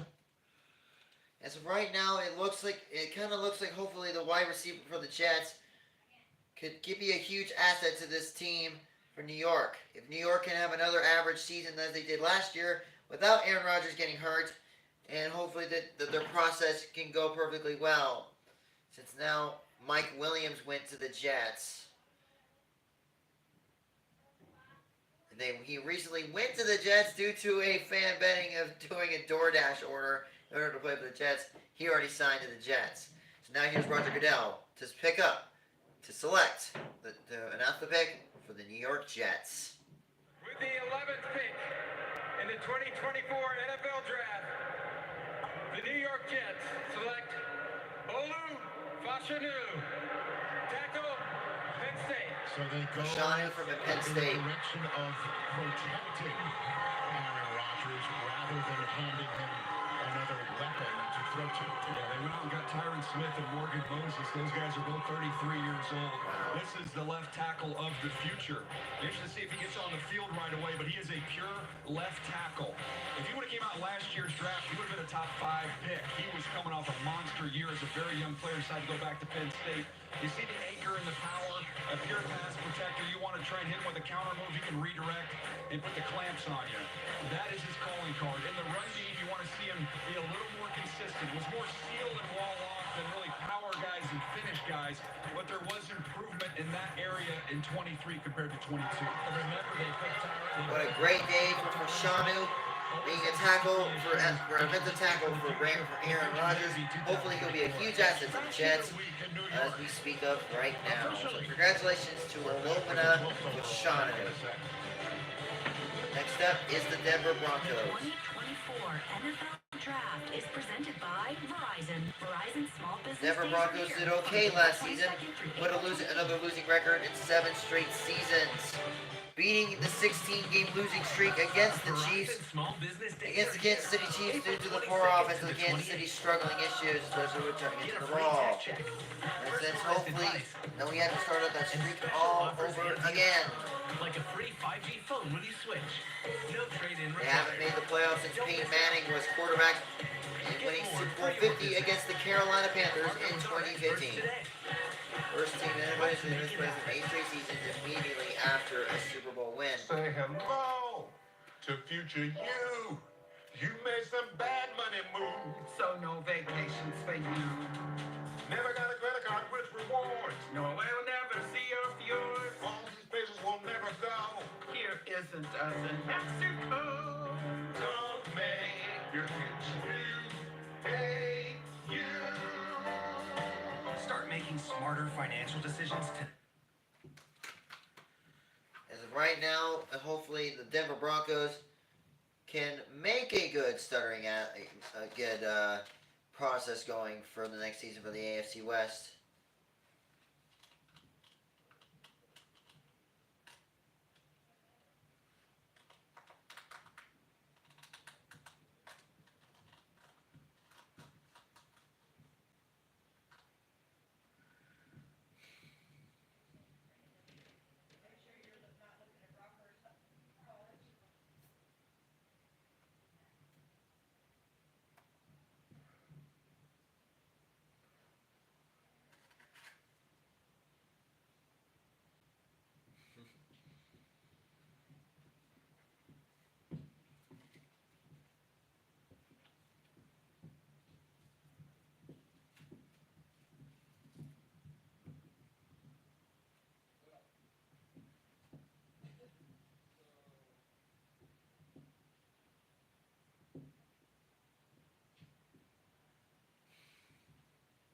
Because with Denver Broncos recently added a lot of people in the offseason, adding to defensive tackle Malcolm Roach and Cody Barton.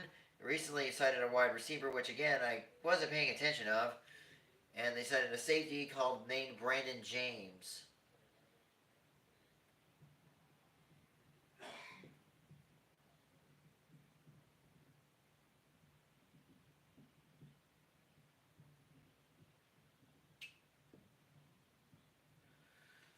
Okay.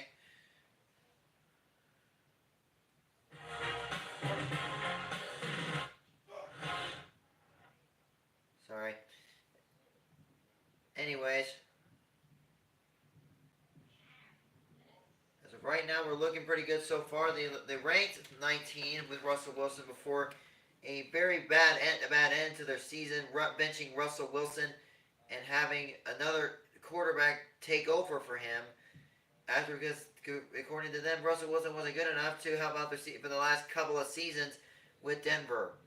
And yeah, I can't blame them for that. But now Russell Wilson's now a Pittsburgh Steeler, and hopefully they'll go well for him so far in this season around for him. So wish best of luck and wishes to him in the AFC North with the Steelers. They released Russell Wilson for a good amount of reason because they thought that Russell Wilson was going to help out Denver, but unfortunately they just made it worse. And Jerry Jeudy, one of their other top receivers, they left and he got traded to the Cleveland Browns for a 2024 pick, 4th round pick. So they really need some assets here in order to stay alive here.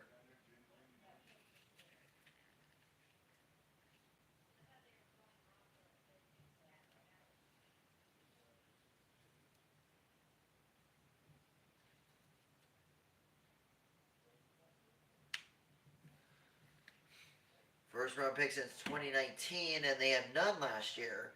They had no first round picks. Here's the draft board in Inglewood, Colorado. The last pick was Patrick Surtain II, which is one of their cornerbacks. Just letting you know that.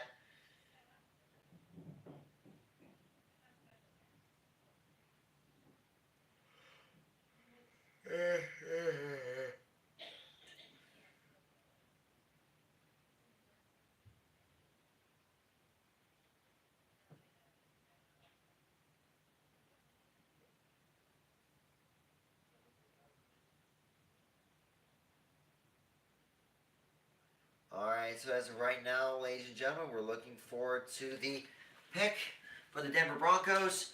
Here is Roger Goodell with his pick and selection. Is Roger trying to let them finish with their Neil Diamond song? No, it was the hug. It's got to stop because Charles is very upset right now. I just don't understand. With the 12th pick in the 2024 NFL Draft, the Denver Broncos select Bo Nix. There it is. Quarterback. Bo Nix. 6 for 12. 6 quarterbacks in the first dozen picks. Bo Nix from the Oregon Ducks. Wow, Broncos got another rookie quarterback. Well done. Accurate underneath, and he can lay the ball up. Some of the drive throws, that's what people want to see. There is evidence out there of him driving the football. This offense just didn't require it very often. A lot of quick hitters, a lot of balls underneath. But the ability there, he's played a lot of football, started 61 games in college. That's where you see the polish and things like this with ball. Looks pretty good. His accuracy's looking pretty good, especially with his mobility in the run. So it looks like we have to keep an eye on this guy for next season. Sprinkled in here, didn't have to run it quite as much with this Oregon offense. I thought they would trade down, but I think the fact that the 5 other guys were gone, they were going to get cute. That's the moral of the story. He has a 77.4 completion percentage from last year. NCAA season record. Well done for him. His results are as follows: 4,500 passing yards, 40 touchdowns, single season school records. Well done for him. And the Broncos draft room looks excited about their pick that they showed here tonight He's now in for Las Pittsburgh, Vegas. and it's Bo For Nix. the Denver A couple Broncos. days after they acquire Zach We gotta keep an eye Wilson on by this a quarterback trade, next we season. all know Jarrett He's Stidham deadly. is in their quarterback room, and Kansas City that's fans, the way get ready. they're going to go into the season with a monster dead cap. There it is. Number hanging over them over the next couple of years that they're paying off from the Russell Wilson trade and the Russell Wilson contract, on which Russell Wilson played a grand total of 0 downs for Denver. Kurt? I'll tell you what, guys, when you watch Bo Nix on film, he reminds you a little bit of I think Drew is it Brees. now Drew for Brees, the Sean Las Payton, you know Vegas what, they put it Raiders. together, but he's It's right now the Raiders couldn't have gone any better. The quarterback situation was terrible. Quarterback position was terrible. The wide receivers couldn't really get much. Devontae Adams is basically feeling like he's very underused in Las Vegas, and since Derek Carr went to the New Orleans Saints, and he did okay, but not great though. Their defense, however, isn't ranked in the least in the top 10. In the top 10, that was ranked 13 into the rankings, and they hired Antonio Pierce as a head coach, which is one of the best decisions they have actually ever accomplished, because I think Antonio Pierce can help out with the Las Vegas Raiders, especially with the situation that they're in with the quarterback, since they assigned Gardner Minshew from the Indianapolis Colts for a 2-year deal of $25 million. They haven't won a playoff game since losing to the Super Bowl. Damn it. And they signed Christian Wilkins too, from a former Viking to a Raider with a 4-year deal for $110 million. Devontae Adams, 100 receiving yards and 1,000 receiving yards to 2 seasons each with the Raiders on their own. And Josh Jacobs recently got traded, signed a 4-year contract with the Green Bay Packers. So they need a running back, a quarterback, an offensive tackle, a tight end. They have Darren Waller, right? So here's Roger Goodell now, ladies and gentlemen, with the pick for the Las Vegas Raiders, for another team for the AFC West. With the 13th pick in the 2024 NFL Draft, the Las Vegas Raiders select Brock Bowers. Wow! Brock Bowers from Georgia. Bowers is going to Wow! A Georgia boy. Value here. This is my 7th overall A player. Georgia boy, Brock Bowers, going to the Raiders. But when you've watched college football over the last few years, Ooh, this will be fun. Having a Georgia boy facing a Georgia boy. Woo-hoo-hoo-wee! It's going to be good. This is going to be good. But they needed a quarterback, but they only have Gardner Minshew. So I'm going to report this to my friend Marcus. Been healthy through the entire spring. Run a 40, do all Alright. those things. Hey, He Marcus. wouldn't have been here for the Raiders. Alright, This so is Brock a Bowers is big-time going to the Raiders. weapon that's going to pair up with a pretty darn good Yeah, receiver. Brock out there. Bowers goes to the Las Vegas Raiders now. So looks like we got ourselves 2 Georgia boys facing each other this Offensive year. pass catching threat owns the middle of the field, Ah. operates in the middle of the Yeah, field. Marvin Talking about Cooper Stays. Kupp, Gronk, Travis Kelce. That's the type of player that you need, and that's the type of player that Brock Bowers is. I understand the whole positional value thing, and all those guys I just mentioned were not first-round picks, but he is a dynamic player, and I also think that he can get down there in line and block. I like that the Raiders didn't let Michael Mayer's draft last year prevent them from getting a better ball player this year, and Brock Bowers. Go ahead and add to your riches. So, Baker's dozen picks into this draft, only 1 draft trade, and not a single defensive player taken with the Saints on the clock. Would you call that a Brock party? Ah, I would call that a Right Brock there for party. you, Rich. Come on. Well done. There on a team. Well done. Daniel Jeremiah, spot and dimes as we take our break in Detroit. Are you the Bud Light genie? Yeah. What's next? Bud Lights? I'm a genie. Gemini. I'm a genie. Post Malone. Hey. Why choose? He seemed less surprised though. I mean, he's playing Apex. Wait, no. I don't blame him though. I bet. Oh, it's gonna be interested in this draft pick between. It's pretty interesting. It's pretty interesting to say the least. With Brock Bowers being a Las Vegas Raider now, is very quite surprising. Not gonna lie. Hopefully things will go well for Brock Bowers as a Georgia Bulldog, as a Raider, and with him and McCole Hardman being together in Georgia, and hopefully them facing each other would be an epic one, to say at the least. The New Orleans Saints are now next up into their next draft pick, so the audio will be muted since I'll be right back. I have to go to the bathroom. I have to go to the bathroom real quick. I'll be right back. So stay tuned, Hyped Up Nation, and all the amazing people of the Ultimate Football fans and Super Football fans alike. I'll be right back. So stay tuned.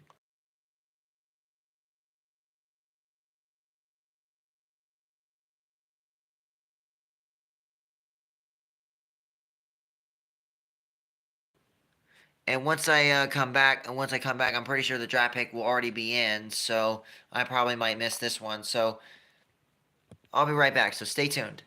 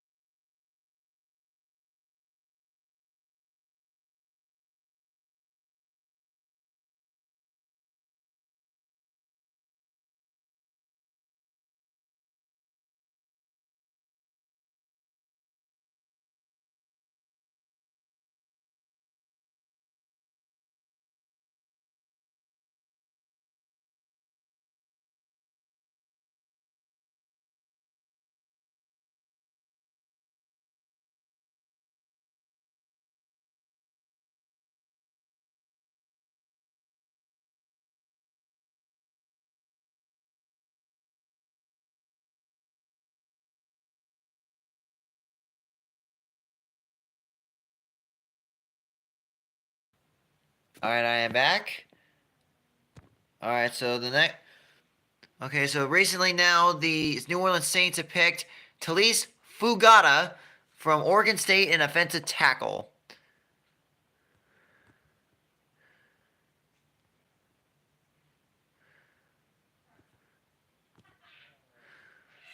Okay, so as of right now, things are looking pretty good out here tonight for the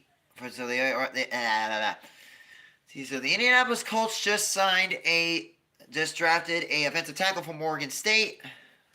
From Oregon State, what was his name again? Talise Fugata. Talise Fugata, a very huge draft pick. They really needed an offensive tackle to protect Derek Carr, since Derek Carr had a hard time with the offensive line for the New Orleans Saints. Now the Indianapolis Colts are next up into motion. Now, ladies and gentlemen, hopefully things will go pretty well for you throughout the rest of the amazing draft here tonight. Hopefully you guys are having a good, fantastic night here tonight. It is 8:50 in nighttime Central here in Kansas City. The Indianapolis Colts just recently drafted Joe Flacco and Raekwon Davis as the next addition. Gardner Minshew has lost him since he went somewhere else, as we mentioned earlier, to the Las Vegas Raiders.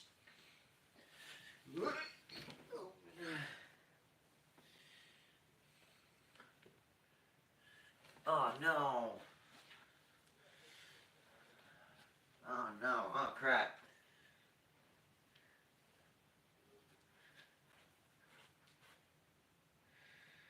Alright, so here we go.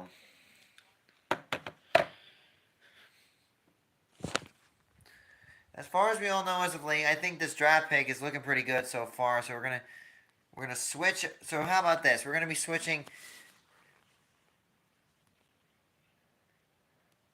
See, Joe Flacco just signed a 1-year deal with a $4.5 million contract.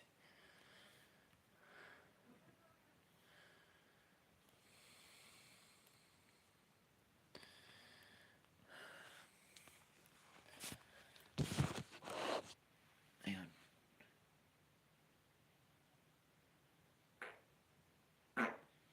Excuse me. Sorry. Sorry about that, ladies and gentlemen. Excuse my gross out humor, but the pick is in for the new Indianapolis Colts, and now they're ready to get ready for their next pick. We're just about far away, we're only halfway, we're not really almost halfway, almost halfway to the end of the draft. As of right now, with Jonathan Taylor being the only running back here for Indy. If it does settle, I mean, he just had a chat with whoever we're about to hear the announcements for him, and now Seattle's on the clock to make it halfway through the draft for Mike McDonald's first choice, and they're being the HC there, and the first non-Pete Carroll one in forever today. I would just go back real quickly. Those quarterbacks, the 6 that we have taken, maybe Denver reached a little bit. Remember, they don't have a second-round pick, right? So they couldn't just wait. They had to go get their guy. And then I would also talk about the unique nature of what's gone on in college football with the transfer portal and the COVID year. It's been a long hell of a ride, guys, and we're almost halfway there from the draft, night 1 being over, and we all know we got a lot of positivity flowing through our veins right now, so let's keep it shining and flowing right here tonight. The pick is in for Indianapolis Colts. Hopefully, the Indianapolis Colts will get a good one here to help out their assets here tonight. They need an offensive tackle, they need a quarterback, they need an edge rusher, and a linebacker. So, without further ado, here's Roger Goodell with the pick announcement for the Indianapolis Colts. With the 15th pick in the 2024 NFL Draft, the Indianapolis Colts select Laiatu Latu, defensive end, UCLA. So it is. Wow, Laiatu Latu from UCLA, an edge rusher. Well done. All right. Defensive player selected in the 2024 NFL Draft. And DJ, think about his path. He was just now the first defensive player taken in this draft. And it was Yeah, just the a few first years defensive ago when player. He was at the Wow. University of Washington. He was the 2023 Lombardi Award winner of top nations of OL and defensive lineman and offensive lineman. That he's going through right now. Remember what doctor cleared him? Peyton Manning's doctor. Who cleared Peyton to come back and play in the NFL. He wears 15. Oh my God. Jalen Phillips wore 15 coming out and followed a similar path where he was medically not cleared and had to change schools, get cleared, and make it to the NFL. We'll get to the football in just a second. I am so happy for this guy. He was on his way to being a firefighter. He was thinking football was in his past, not in his future. He got a second opportunity, and talk about making the most of it there at UCLA. 2 phenomenal years. Here he's the 15th pick in the NFL draft. That is impressive that he stuck with it, that he put in the work, and I'm so pumped to see him rewarded, and that smile on his face is well deserved. I mean, the production in 2 years after he got down to UCLA was off the charts, guys. You could not pick him out of the backfield. He had 23.5 sacks, 34 tackles for loss. The guy was as productive as any edge rusher in college football. And the most tools in the bag, right, DJ? In terms of the 3 top tackles we talked about, right? He's the guy who can throw the changeup, throw the off speed, break the fastball, and occasionally you see that bull rush when he had people off balance. And you saw a lot there. I do think there's a lot of that Jalen Phillips in him. Yeah. The numbers, the body type, the path of getting here, and now he's in Indianapolis. And your guys were right. He's going to chase it. You were talking about Houston. You were talking about. Congratulations to Latu. Congratulations to him for being the edge rusher pick for the Indianapolis Colts, because I think they will land him perfectly as a good part of the defense, since they do need a defensive player to begin with. He's a natural pass rusher, a diverse plan of the attack, and he's got the attitude of Trey Hendrickson. Feel as a rusher, that was the comparison. You watch him against UCLA, watch the hands. He is a hand technician. You give him your hands as a tackle, he's going to swipe them away, and he can bend at the top of his rush. Again, look at him run that loop. We do the loop at the combine. That is why you can replicate what you see there. Kick him inside, let him beat up on some of these guards, not a problem. Again, he went to the Senior Bowl. He competed throughout the entire process. Here he is winning inside. You overset, he's going to win. He's the most natural rusher in the draft. And I think at the end of the day, in a passing league, the most natural rusher is the first defensive player off the board. Yeah, this draft is indeed offensive. Gravitates towards him. You know, this urgency that As of right now, ESPN just notified me. you know, from his past and the injury. It is. Lost on me. Did you see all the other guys that were in the green room? Did you see who they went over and shook hands with on their way out? Congratulations to the Indianapolis Colts for getting Latu as their next draft pick for the Indianapolis Colts, an edge rusher that they definitely need here to help out on defense. Indianapolis Colts was usually on the top 15 defenses in the league. So he can play the zones and not have to bring the So now next up is the Seattle Seahawks. Hopefully Seattle had a good average season last season with a very good record, but sadly though, one loss. One team that shouldn't have. One team had to lose in order to get in, and it was Philly. It was Philly last season, but they missed the playoffs, but they still won the game. Here is Latu with his interview. When you think back to that moment when you were told you needed to medically retire from this sport with that neck injury in 2020, did you imagine this moment was possible? I mean, I told all the doctors that told me otherwise that I'd be at this point in time playing football again. I mean, I knew it. I manifested it. The power of the mind is something crazy, and you just got to take it, trust in yourself, trust in the Lord, and I mean, He's got a plan for each and every one of us. 14 offensive players off the board before you became the first defensive player. Does that become fuel as you move forward in the NFL? It definitely becomes fuel, and I'm definitely about to go out and prove it in Indianapolis. Like your last. Like your last. Let's do it. Thank you. There he goes. So prior to tonight, 7 offensive players to start the draft before we saw our first defensive player taken was the record, and we have doubled it. 14. That record may never be broken, and you'd have to say 14 offensive players selected most consecutive this year. Started with Caleb. We expected that. Next up is the Next I up, expected that. next up is the Seattle Seahawks with their 16th pick. So they're ready with a 9-8 record. Third place in the defensive rank needs a lot to atone for tonight.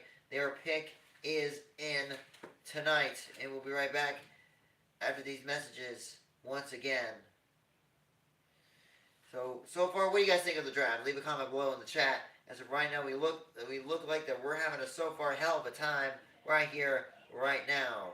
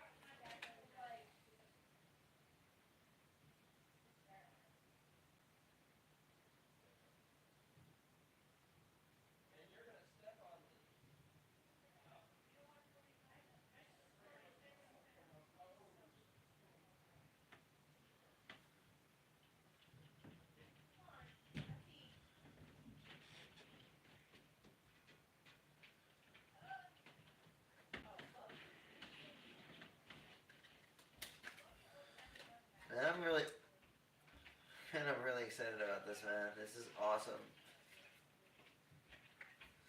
So far, this draft is looking pretty good. Not gonna lie, though. I mean, 14 consecutive offensive players in the NFL draft. That is amazing. Not gonna lie, though, it's looking pretty good, man. Meanwhile, for the Seattle Seahawks, they missed playoffs in the last 2 to 3 of the last 3 seasons. They missed the last one. They hired Mike McDonald as a head coach since Pete Carroll surprisingly retired. 3-6 in the playoffs since losing to the Super Bowl in the Deflategate in 2014 against the Patriots. Geno Smith looking as a great elite quarterback as he was with the Seahawks after getting injured. Then Drew Lock came over and he took over with Seattle with these and actually did a decent job. With DK Metcalf, however, been looking pretty good so far, and Tyler Lockett. These two wide receivers are staying in Seattle for as long as they can.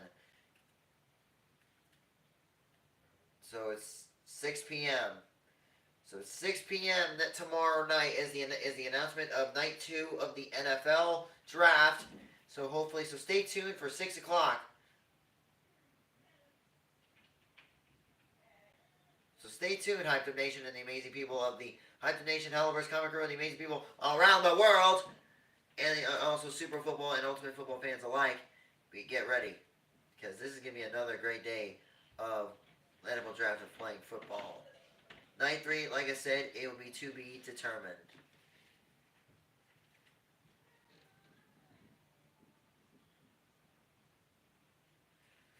So we're halfway done with the draft picks. So right now, Seattle is now ready for their pick of the NFL for their draft tonight. So here we go. As of right now, we're just waiting on Roger Goodell with his pick for his announcement for the Seattle Seahawks. Hopefully, the Seattle Seahawks could use an offensive tackle, a wide receiver to help out Metcalf, and Tyler Lockett, an edge rusher, a defensive tackle, and a safety.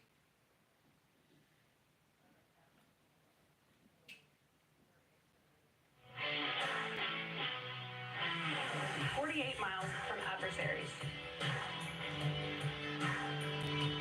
I take touchdown. To defend the freedom of 51 million people. This is Blitz for Operation Draft Pick. From all of us here at Osan, back to you in Detroit.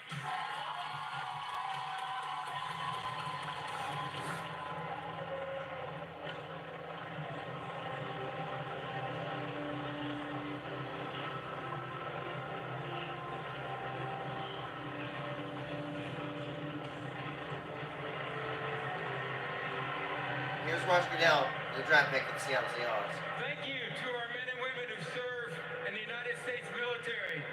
Your sacrifices to defend our country's freedom do not go unnoticed. Thank you so much. With the 16th pick in the 2024 NFL Draft, the Seattle Seahawks select Byron Murphy, defensive tackle. Byron Murphy. There's now officially a run on defensive players. It's around Byron Murphy from the Texas Longhorns. Congratulations to Byron Murphy going to be a Seahawk for the defense. So congratulations. So now time for the defensive players for their time to shine. Here's Byron Murphy's statistics. His quick leverage, his quickness, and the quickness of Ed Oliver from the Ravens.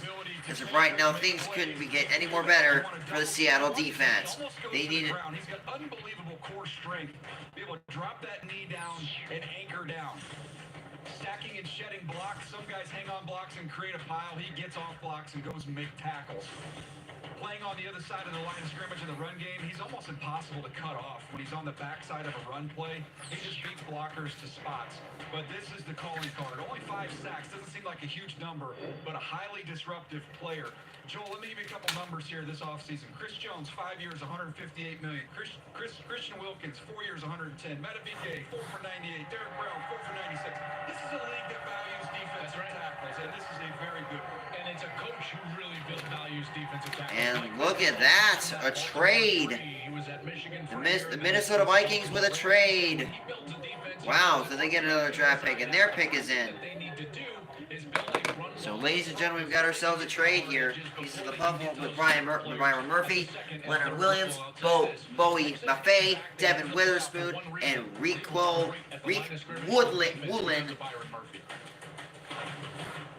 So, that's the latest pick in Seattle. Minnesota didn't waste too much time throwing their pick in again. They gave up a 5th round selection on Saturday, and a 3 and a 4 in next year's So now, since they received the 17th overall pick, Jacksonville, however, received the 23rd overall pick, 5th round pick, 167, and the next year's 3rd and 4th round pick.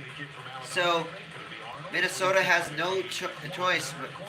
I gave him Chopper Robinson in the mock draft to give him an edge rusher. This is a very huge, quick turn of events for the Minnesota Vikings. They're looking forward to putting all the stops to stock up before the next season begins. Ladies and gentlemen, now here is Roger Goodell with his next pick for the announcement for the Minnesota Vikings. Next pick. The Jacksonville Jaguars have traded the 17th pick to the Minnesota Vikings. With the 17th pick in the 2024 NFL Draft, the Minnesota Vikings select Dallas Turner. Dallas Turner. So Dallas Turner He's going to the Vikes. in the Rose Bowl. He's coming out of the green room right now. To Any Vikings fans out there, congratulations, you got yourselves an edge rusher.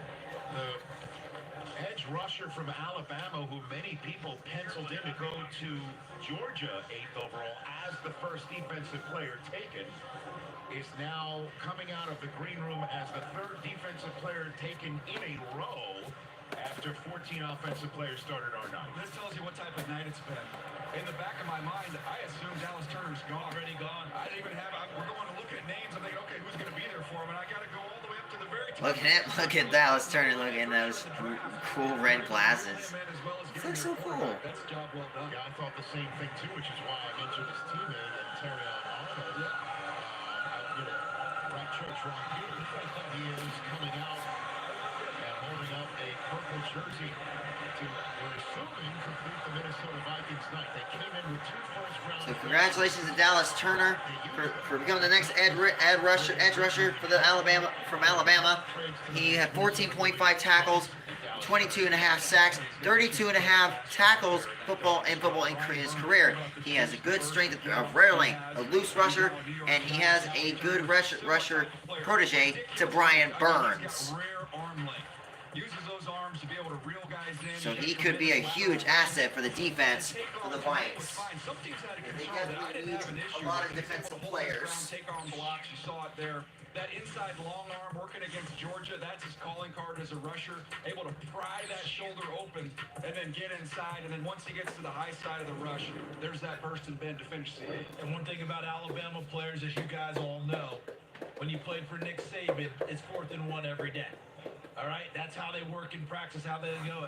And when you think about what Minnesota's thinking, before we're talking about are the trades for quarterbacks, are the trades for offensive tackles, very few pass rushers left after Latu came off the board. So Minnesota makes the move to go get one. Daniil Hunter now in Houston. And you guys mentioned chasing C.J. Stroud in the AFC South. Who are you chasing in the NFC North? Jared Goff, Jordan Love. You also got a new one in Caleb Williams. Now Caleb Williams. I love the fact that when you look back through his development, he played his last year of high school at St. Thomas Aquinas. Guess who his coach was? He on had the 10 defensive sacks in line? 2023, Jason Taylor. 14 and a half tackles in 23, led his team I to think that. they did. So I think this is a good opportunity. And the production. It's great to have all of those traits that you talked about, DJ, but you want to see production, and this guy has it. 23 and a half sacks, 33 and a half tackles for loss. He not only got in the backfield, but he produced, and that's key when you're talking about those edge rushers. All right, so Kaylee Hartung now has Dallas Turner. Here's the interview. Well, Dallas, the Vikings just made a significant trade to make you a part of their revamped defense. What does that mean to you, the commitment they just made? It means a lot. You know, I took a visit out there, so I met a lot of the coaches and, you know, the GM. And, you know, I really have a good feel for those dudes in that building for sure. You know, I'm lost for words right now because I'm a Minnesota Viking, but, you know, I'm just blessed and thankful to be here, you know. Wish my grandfather could be here with me, but, you know, I love you, Poppy. I know you at a crib right now, but, you know, real blessed and thankful to be here, you know. Jaden Daniels says you were the best player he had to face in college football this season. What do those Vikings fans right over there who've been chanting at you, what do they need to know about the skill you'll bring there? I mean, you know, you don't get you a full player. You're going to play fast, physical, you're going to play hard. You know, you're going to be the best teammate possible, too. Enjoy it. Thank you. So the Vikings finish up their 2 first-rounders by taking Dallas Turner, and we are, yes, moving on to Cincinnati. The Bengals are on the clock.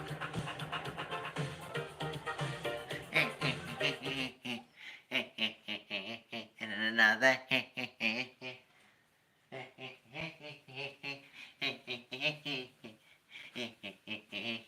another.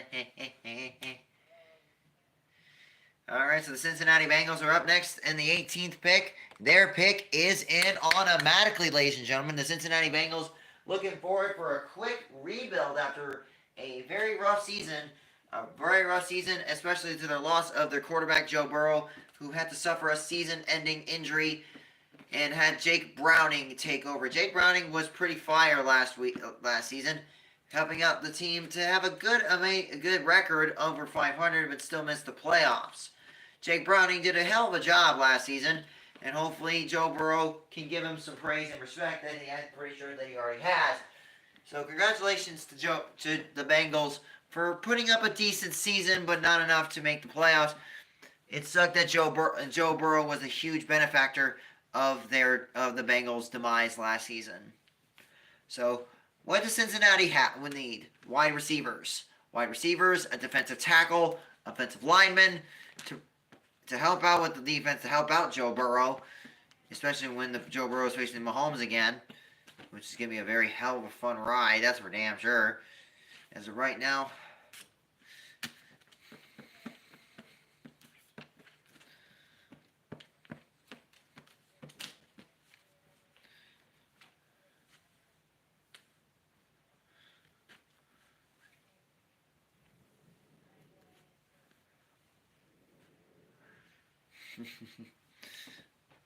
Damn it. They have 5 playoff wins since 2021. That was since appearing in the Super Bowl. 5 playoff wins in most franchise history prior to 2021. Missed 7 games due to a wrist injury that cost him his entire season, which is a very tough break for Cincinnati last season. He had a 98.6 career passer rating, 7th highest in the NFL's history, in the minimum of 1,500 passing attempts, 1,500. Jamar Chase, 100 receiving yards in 2023, which is not bad, but could be better. Mixon went to the Texans and placed a franchise tag on T. Higgins this offseason, but T. Higgins can still be traded. So he can still be traded. That's the only highest risk for Cincinnati, losing another wide receiver after the draft is over. Now, I think T. Higgins deserves to be in a better team since he's not been getting the ball as much. Since, with Jamar Chase and Uzama and Tyler Boyd. Yeah, those guys are going to be huge asset wide receivers for the Cincinnati, so they're going to keep them there throughout the whole season, throughout the whole series now. There's the ESPN draft tracker for tonight.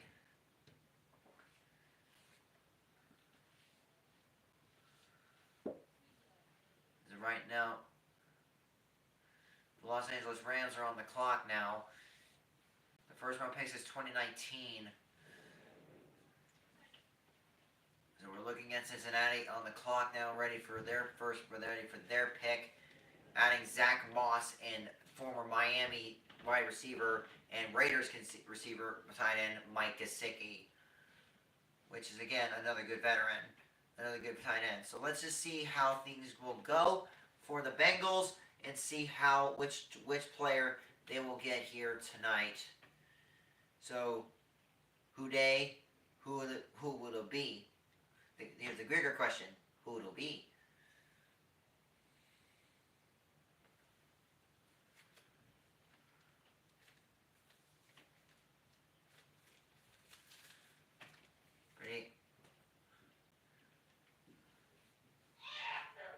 Bless you. Bless you. Alright, ladies and gentlemen, I was just saying bless you to my amazing, kind-hearted sister. So now here is Roger Goodell with the announcement for the pick for the Cincinnati Bengals. With the 18th pick in the 2024 NFL Draft, the Cincinnati Bengals select Wow. Amarius Mims, tackle. Wow. Amarius Mims, a defensive tackle from Georgia. Okay, another Georgia player off the board. Amarius Mims. When you go back and watch him in 2022 in this game against Ohio State, you see everything you need to see. There's not as much volume as some of these other offensive linemen, but he's got. He could be a huge asset for Burrow. To see him using his hands here, showing you the awareness, to be able to pick up that twist. This game showed you what you needed to see. Now you have to be a little bit risky here because there's not a large. He's a very strong offensive tackler here for the Bengals. He can be a really huge asset to help out Joe Burrow get more passes in. So this could be a huge challenge tonight. Here's the Los Angeles Rams that are next on the board. Next round on the board, and we're already 2 hours in. Past 2 hours into this draft ever since it began, since 7 o'clock. Presented by Rocket Mortgage. There's the moment where Amarius Mims found out he's going to be a Cincinnati Bengal. And interestingly enough, we talked about how large he is. He's the third largest offensive lineman in Cincinnati. It's Orlando Brown, 6'8", 345. Trent Brown, 6'8", 355. So the Los Angeles Rams had another great season heading into the playoffs.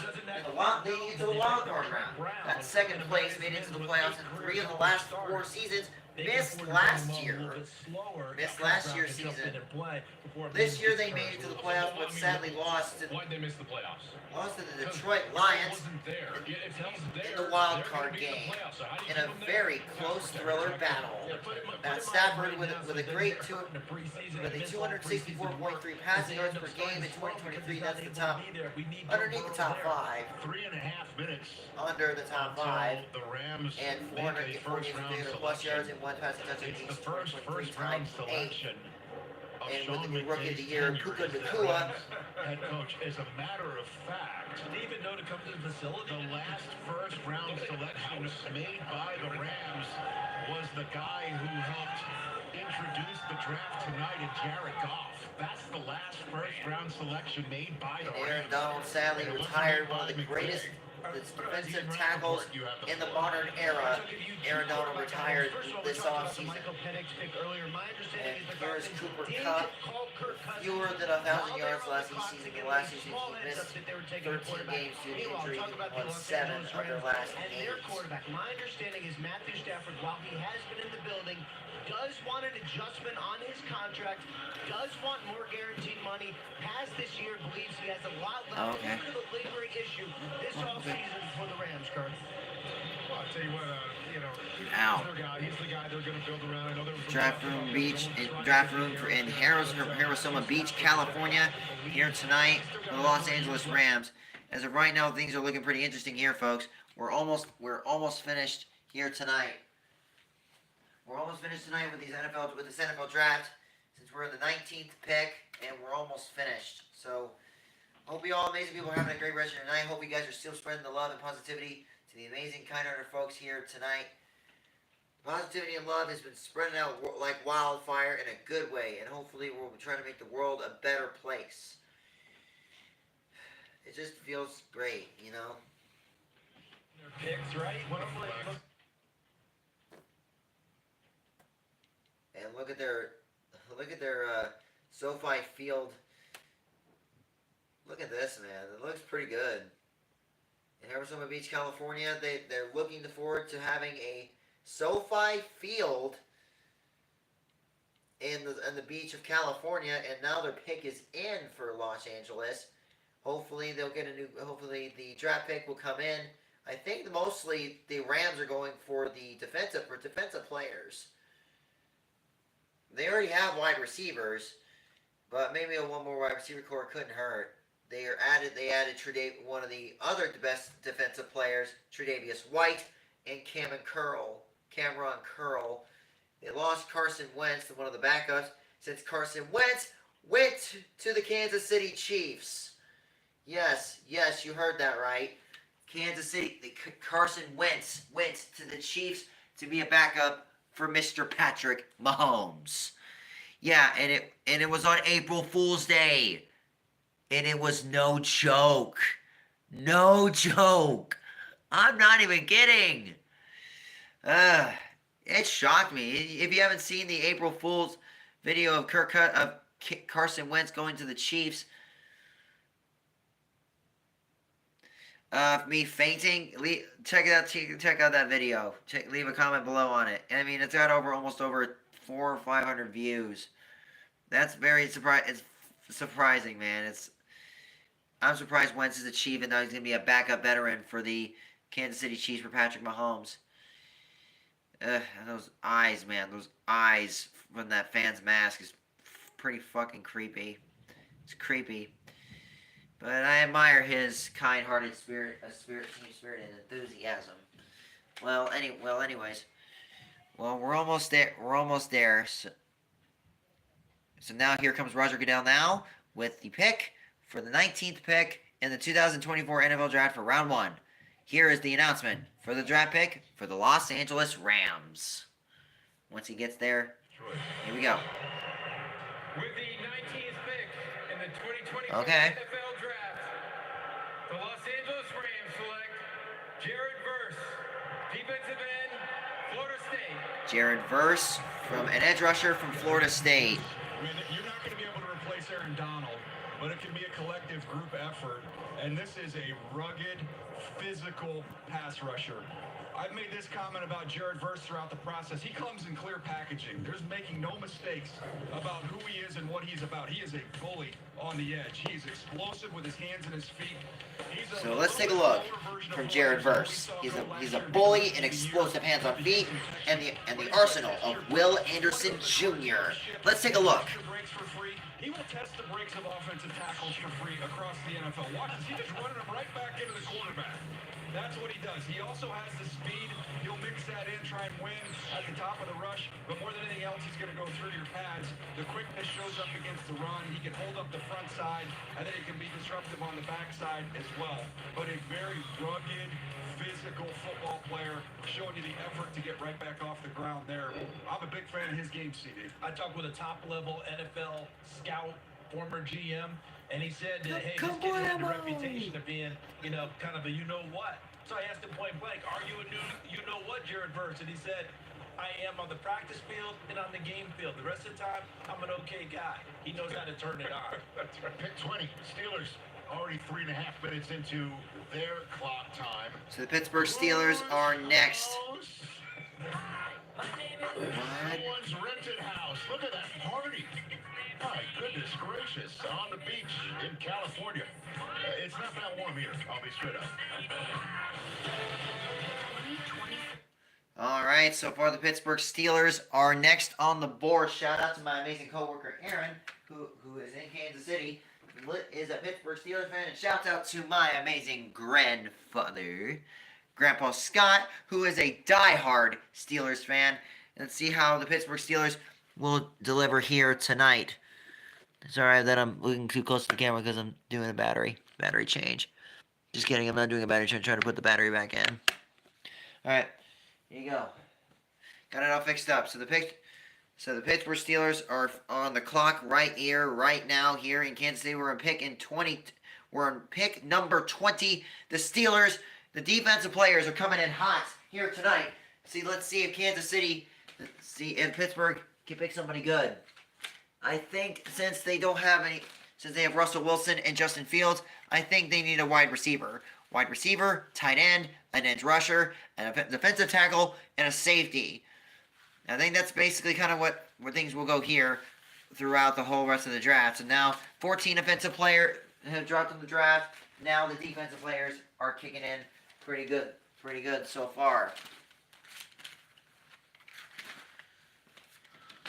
So now, ladies and gentlemen, their pick is in.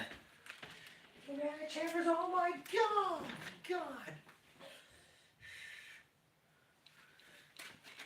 And here's German suplex time. German suplex time. Oh.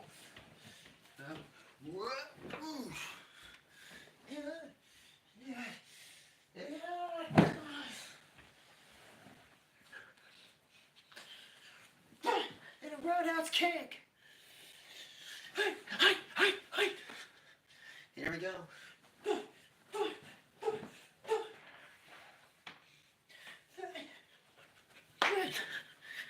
Oh! Just gotta get a little blood pumping.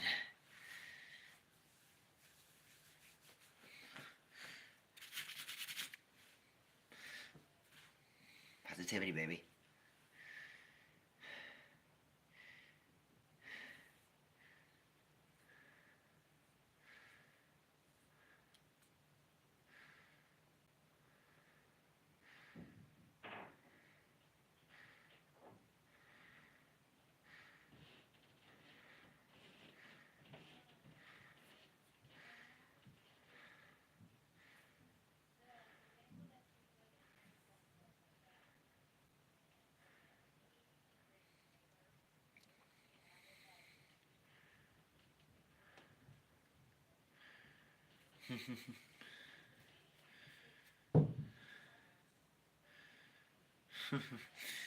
Alright, so here we go.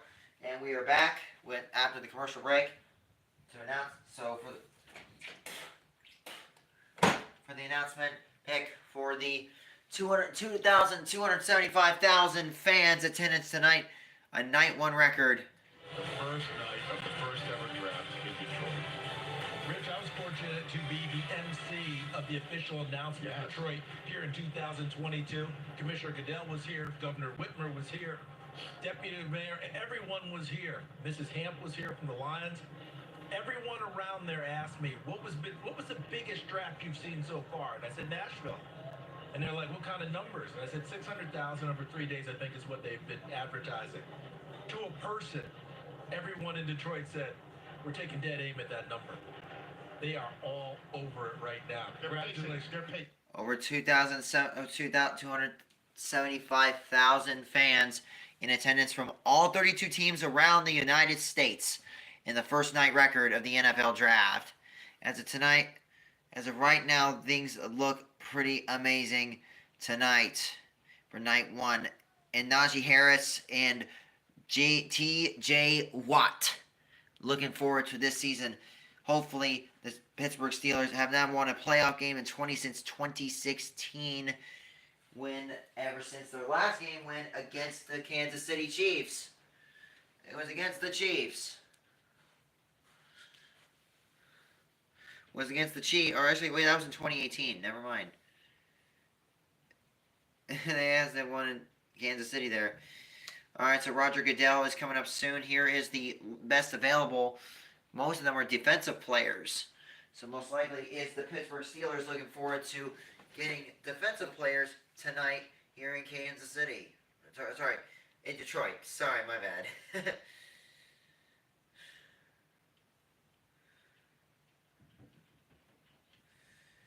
Whew.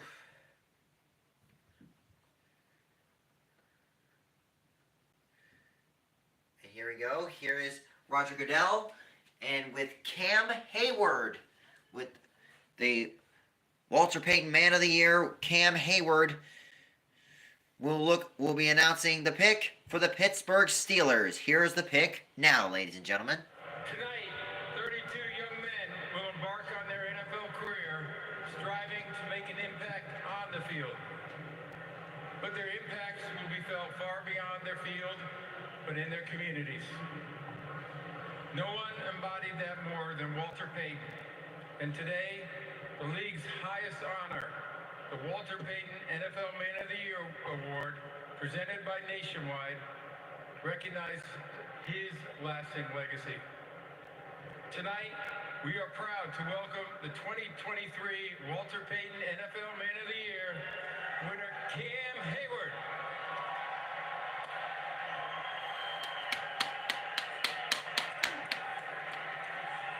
First of all, I want to say thank you, Commissioner.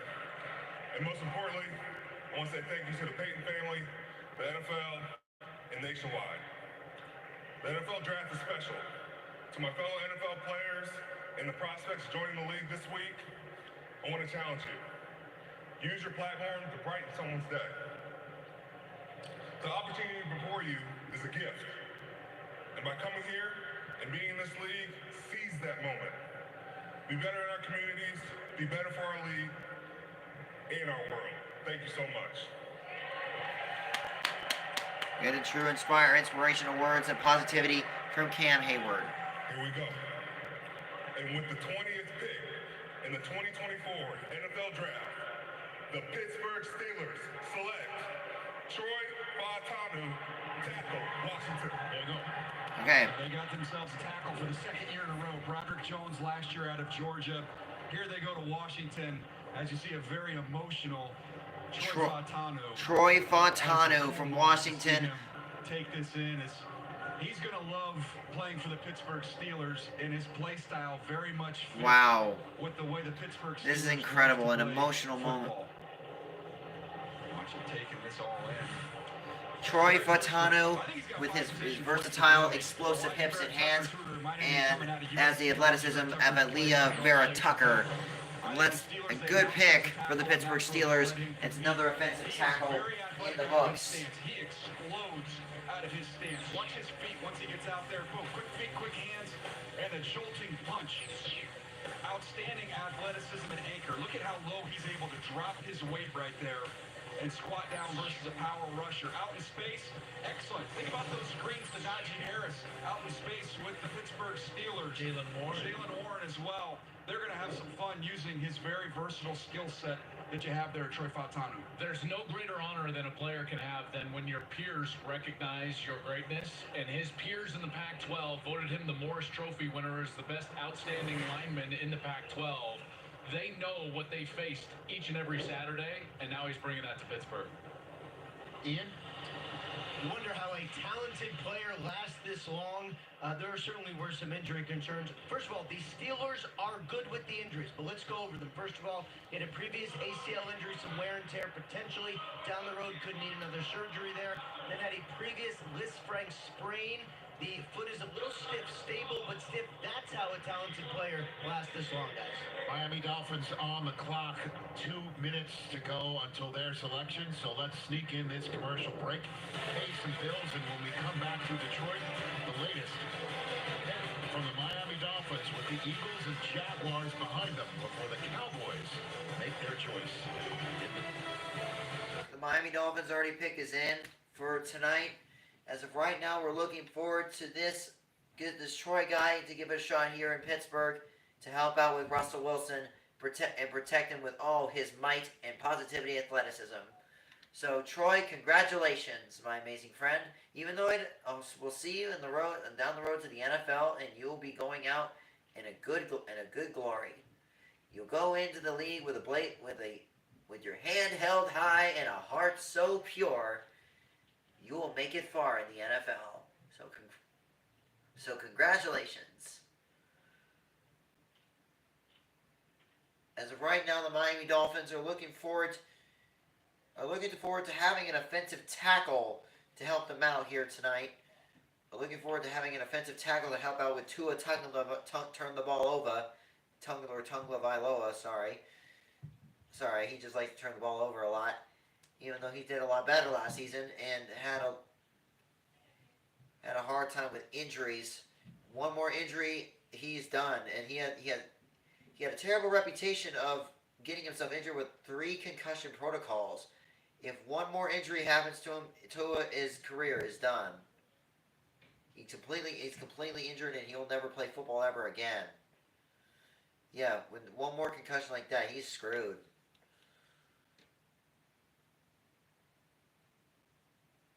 But hopefully, over that time, he will get better, because he right now needs an offensive line and mostly defensive players to get the Dolphins back on track, since their last season ended with a humiliating loss to the Chiefs in one of the 4th coldest games in NFL history.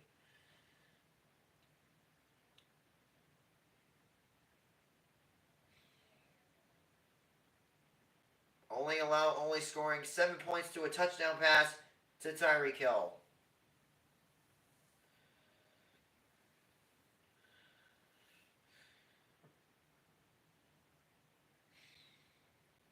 I can't believe the NFL draft usually takes this long. Well, but it is fun. I get to do these amazing live streams to spread love and positivity to all you amazing people. It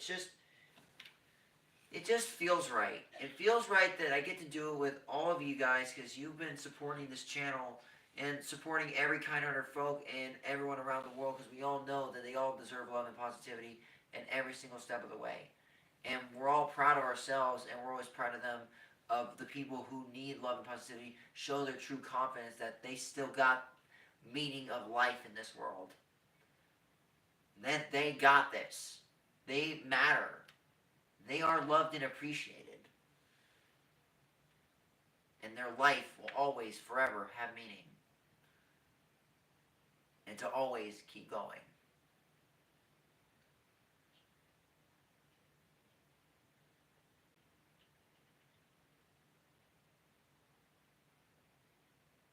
Alright, so we are back. The Dolphins lost to wild card the last 2 seasons between the Bills and the Chiefs. As I mentioned before. And so as it looks like it,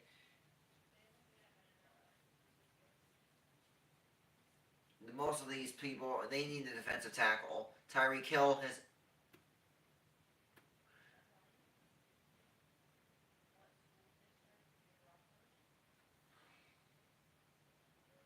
Looking forward to having another great season so far.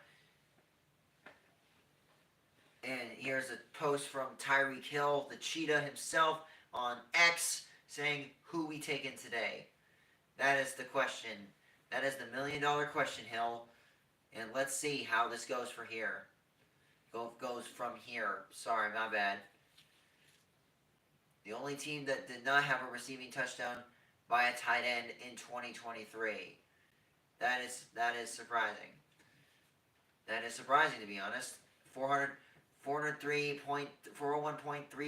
total yards per game in 2023. The Dolphins' offense was relentless. The only reason why they were relentless because they were facing weak-ass teams below 500. Every time they face a tough team, they lose. Well, most at least. All right, here's Roger Goodell now with the pick. for the Miami Dolphins. With the 21st pick in the 2024 NFL Draft, the Miami Dolphins select Chop Robinson, linebacker, Penn State. Chop Robinson.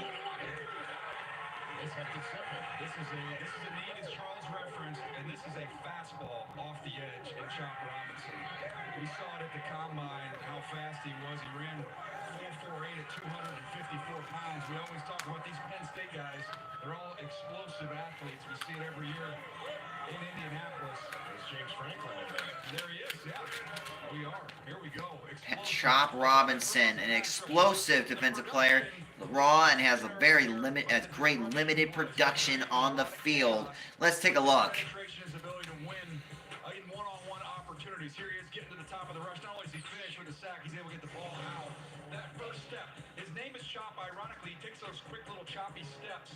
I think if he lengthens that out a little bit, he'll even be more devastating at the next level. Very sudden, wins early in the down with that quickness. Again, you saw it there. He doesn't get the sack, but he caused the sack.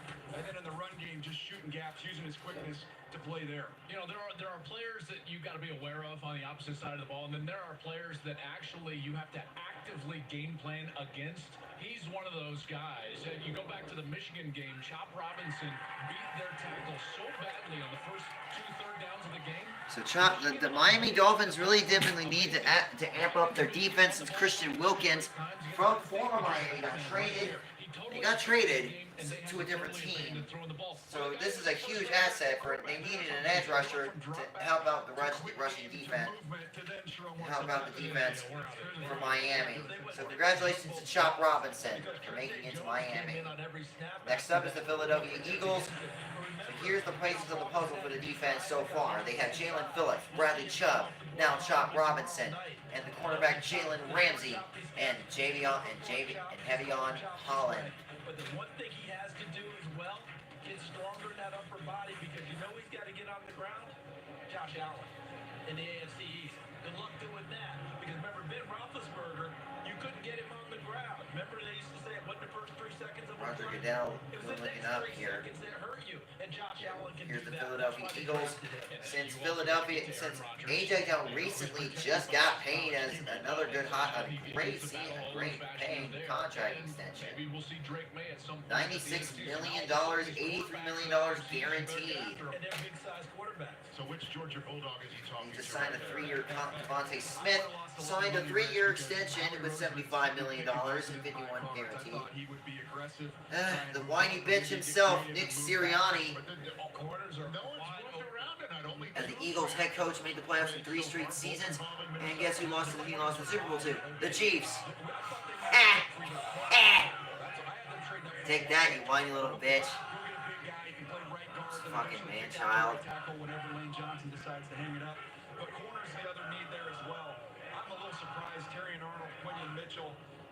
As of right now, and we'll give a shout out to one of the most legendary centers of all time, Jason Kelsey and Fletcher Cox. Both of them had great, excellent careers in Philly, and they remained loyal to this day in Philadelphia. Since we did recently see Jason Kelsey at WrestleMania 40 with the Rey Mysterio match, taking down Dominic Mysterio and Santos Escobar. Jason Kelsey, you're loved and appreciated. Your kindness and your athleticism in the field in Philadelphia has been gradually well known and never be forgotten. Congratulations, Jason, for an amazing, wonderful career as one of the greatest centers of all time. So congratulations, Jason, from a diehard Kansas City fan to all amazing Super football fans and Ultimate ones alike. This is for you, buddy. Hearts up, never give up, buddy. Keep that kindness flowing and growing. And enjoy the rest of your amazing life as an amazing father. As an amazing father and an amazing husband. So you enjoy your retirement. We all say you well earned it. You've earned it, brother. And speaking of that, the Eagles recently just got Kenny Pickett as a quarterback since Pittsburgh didn't want him. since Pittsburgh traded him to Eagle, and they got Devontae Parker, Harris Campbell. So the Eagles need, I think, another defensive end. Need a defensive tackle, an edge rusher, and a safety. The NFC East about to wrap things up in short order. In case you're just joining us now as well, we're waiting to get the Eagles pick in. The draft started with 14 straight offensive players. 14. It was double the record amount of time that we've seen of offensive players go consecutively to start a draft before a defensive player got picked. 14 of them, and of the 14, 6 were quarterbacks. 6 of the first.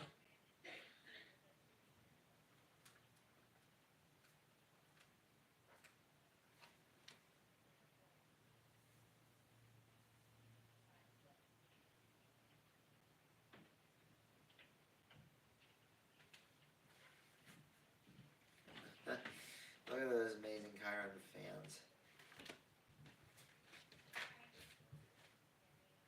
So here we go. Once we get ready for the pick for the Eagles, look at these amazing Chiron fans out there in the field, or out on the park in the stands, ready for the rest of the amazing draft to finish off in a very strong way. Here comes Roger Goodell. Here's Roger Goodell now for the pick, announcing the next one for the Philadelphia Eagles. Here is the call now. So here we go. The NFL has gone global. This past year, we played games in front of amazing crowds in London and Germany. This upcoming season, we will play our first ever game in South America, in Sao Paulo, Brazil. And we will be coming to more markets on a global basis soon. The NFL's International Player Pathway Program helps foreign-born players reach the NFL. Elite international athletes have an opportunity to compete at the NFL level and potentially earn a spot on our NFL roster. Wow. One of the most Interesting. successful players from the program is the Philadelphia Eagles' Jordan Mailata. Jordan is currently in his native Australia for the opening of a new NFL academy for high school football players. To make the Eagles selection, let's join Jordan live from the Eagles draft party in Burleigh Beach, Gold Coast, Australia. Take it, Jordan. Let's go. How good is this? Thank you, Uncle Roger. Good evening to those of you from the beautiful land down under. With the 22nd pick in the 2024 NFL Draft, the Philadelphia Eagles select Quinyon Mitchell, defensive back, Toledo. Quentin Mitchell from Toledo. All right. I mentioned earlier, guys that go through the whole process and ace every part of it. Fall season, check. Senior Bowl, check. Combine, check. Interviews with teams, check. A straight A student here, Quinyon Mitchell, guys. And think about this. You mentioned loyalty. I think you mentioned it as well, Joel. Yes. Different guys staying, right? DJ, you pointed out that Quinyon Mitchell had the chance at NIL to go play Power 5 and make big money. Stayed. One other little small detail. They were number 27 in Toledo. He wanted to get to a single digit like so many guys did. And he earned his way to a single digit. His grandmother said, Let's go. 27 was good enough to make you play what you did before. So congratulations to Quentin Mitchell, and they definitely need a quarterback since CJ Gardner went somewhere else. So he will be a huge asset for the Philly defense, which they really definitely need a lot of defensive help for this season. And 59th corner prospect coming out in recruiting. He was the 253rd player in the state of Florida. And here he is, a first-round draft pick out of Toledo. I love that type of story and the determination that it shows that he's had in development over the last 4 or 5 years. And you know you got to be pretty good for Howard Roseman to take a corner in the first round. The Eagles haven't done that since 2002 with Lito Shepard. So they see something here in this guy that they're excited about, and that's why you're seeing hugs and high fives from Jeffrey Lurie and company inside the draft So room. you're saying it's like Howie taking a linebacker? Well, we're still waiting on that. We're going to still wait on that for a while. Well, we haven't seen any linebackers taken. We've seen edge rushers go. We've seen our first defensive back go. Just a ton of A great moment for Quentin Mitchell here tonight, being a cornerback for the Philadelphia Eagles. Now it's going to try to make this defense a lot stronger than it was last year when it had a lot of holes to begin with. Their defense was pretty bad, so especially with despite a lot of stacked defensive players they had in the draft last year, but didn't live up to its potential. But now here's Quentin Mitchell with his interview. Your coaches, you wanted to be coached hard. Now you're Toledo's first round pick in 30 years. What did that university give you? I mean, they gave me a lot of loyalty, a lot of love. Just coming out of high school, I had some great issues, and they just stuck with me through the whole process. So, I mean, I just give my thanks to them, give my thanks to God. What are you going to tell your coaches in Philadelphia that you need? I need to be coached hard, harder than ever. So, yeah. There are two women in your life, your mother and your grandmother, who you have credited as being very influential. Describe how they led you here. Two powerful women, showing love, showing tough love, and just being there for me. I can't think I'm enough, man. I'm just speechless right now. Take it in. Thank you.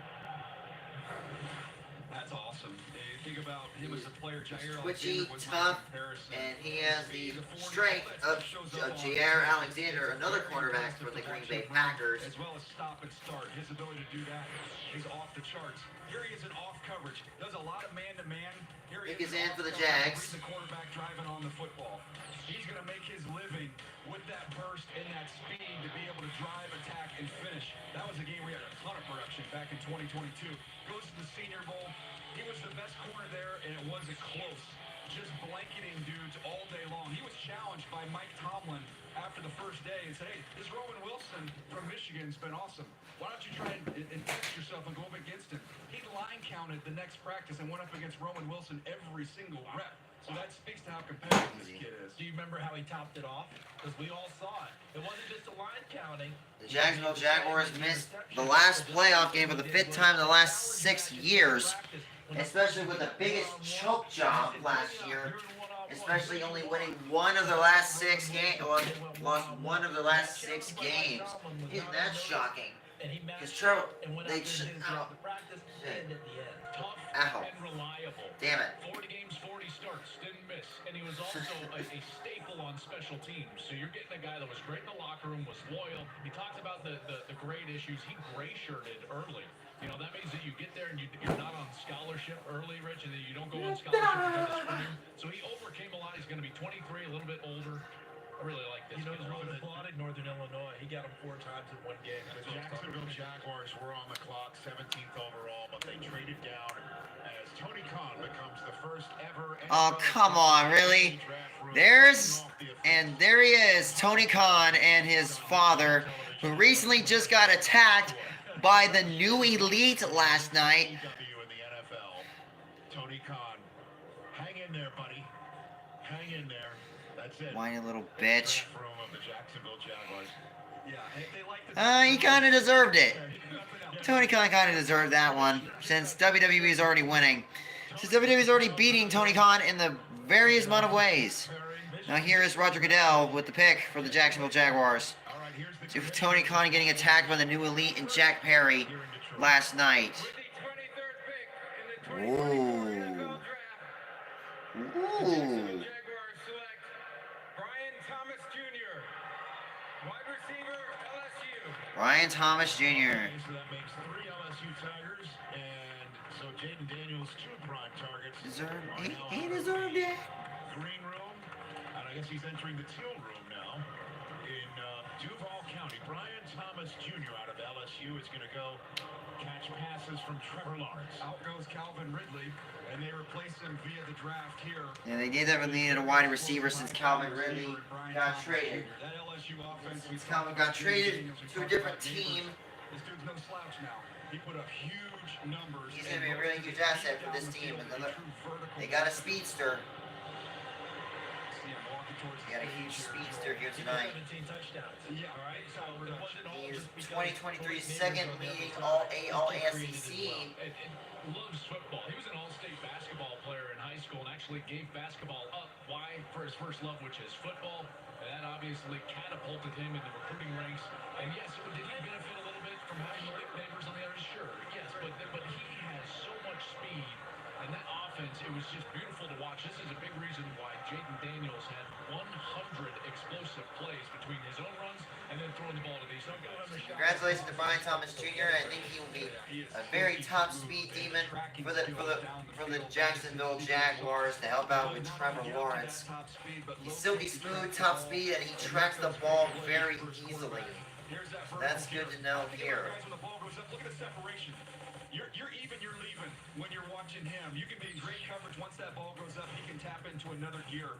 He's good top. He's got good speed, and he's got a good arm. He's got a good catching arm ability. The catch radius. Catch radius. Gives you a friendly target. You can be a little bit of miss, and he Great. can still haul the ball in with that Deserved length it. as well as that big time speed. Deserved for being a whiny little bitch on the Tony Khan deserved being attacked after being the biggest whiny bitch in professional wrestling. Professional wrestling. Anyways, Out goes Calvin Ridley. In comes Brian Thomas Jr. And in comes Ian Rappaport. Ian? And DJ nailed it. This is why this was such a big need. The Jacksonville Jaguars, for about 2 days in free agency, thought they were keeping Calvin Ridley till the Tennessee Titans swooped in. So now the next up selection is the Dallas Cowboys, who are next up on the board. Pieces of the puzzle as of shown as follows: Trevor Lawrence, and now they're adding Brian Thomas in with former Bill Gabe Davis, Christian Kirk, and Evan Ingram. They got a huge stacked offense so far as of late. So hopefully the Jacksonville Jaguars offense and the team itself can try to pull themselves together here. Here is the draft room from Frisco, Texas, with the oldest manager of all time, Jerry Jones.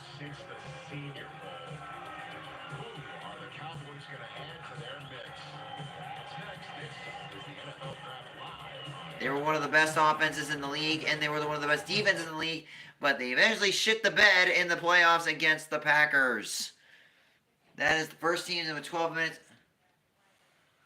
They are the first team in NFL history with 12 wins in 3 straight seasons without a conference championship appearance because they keep choking in the playoffs. We haven't reached the NFC Championship game since 1995. That is very weird. That's very convenient, isn't it? 29.9 points per game for the Cowboys. So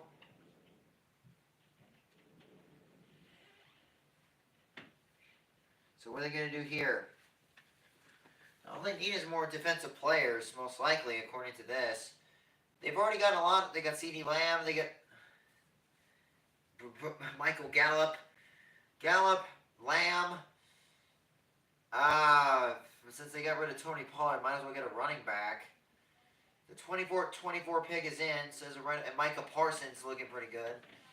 And they hired Mike Zimmer as a defensive coordinator this season. Dan Quinn got fired and got replaced and got hired by the Commanders as a head coach.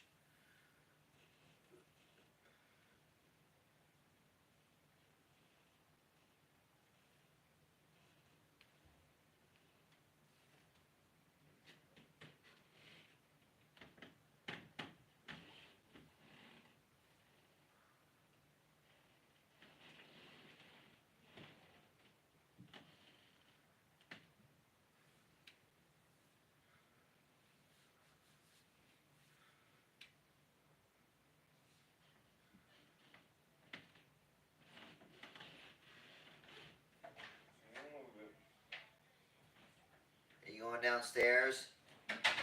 Huh? Are you going back downstairs to play Apex? Probably play some more soon. Okay, cool. As of right now, we're on commercial break. As of right now, another LSU player is added in, Brian Robinson. Yeah. Just got added in. To who? Jacksonville. Jacksonville's got another speedster, Brian Robinson Jr. from LSU. Nice. So that's pretty good. It's pretty impressive. Yeah. Well, they really definitely needed a speedster since they got rid of Calvin Ridley. Well, hopefully things go well for Jacksonville. As of right now, it's the Cowboys' turn pick. So most of the wide receivers that are on the board are out. So most likely, we might get the Kansas City Chiefs might get Xavier Worthy from the Texas Longhorns. Oh, we just got breaking news. We got ourselves a trade. The Dallas Cowboys just traded their pick to the Detroit Lions. What? Nah, they got Xavier Worthy. I'm calling it. Detroit Lions just got a trade. Calling it. Well, really, you're kidding. You're not kidding, are you? I'm calling it. The Detroit Lions. Why would you trade up? Well, there we go. Here's the pick now. That was drafting 29th overall, which is... So we're back, ladies and gentlemen, for the pick, the trade by the Cowboys, trading their pick to the Detroit Lions, the hometown for the draft. So let's take a look and see what we got. As far as you know, off screen, my amazing friend Marcus is off screen, and he is very excited to see how he's calling that Xavier Worthy is going to the Detroit Lions to help out with Jared Goff. And to help out with another teammate, Amon-Ra St. Brown. The Lions receive a 24 overall pick and next year's 7th round pick. Meanwhile, the Cowboys receive a 29th overall pick. There is Dan Campbell. Find out who he's taking. Rich, when they made the trade, did they report in correctly with the... Nice. Why would you bring that up? What's up with that? We're celebrating Detroit tonight. What are you talking about? The trade with the Cowboys. That's why I brought it up. Okay. They traded with the Cowboys. That was the game. All right. So somebody's reporting... 12 wins in 2023, most since 1991. Their first winning season ever since then. That is crazy. Nah, it's not their first winning season. I mean, I'm sure they had a winning season with Matt Stafford.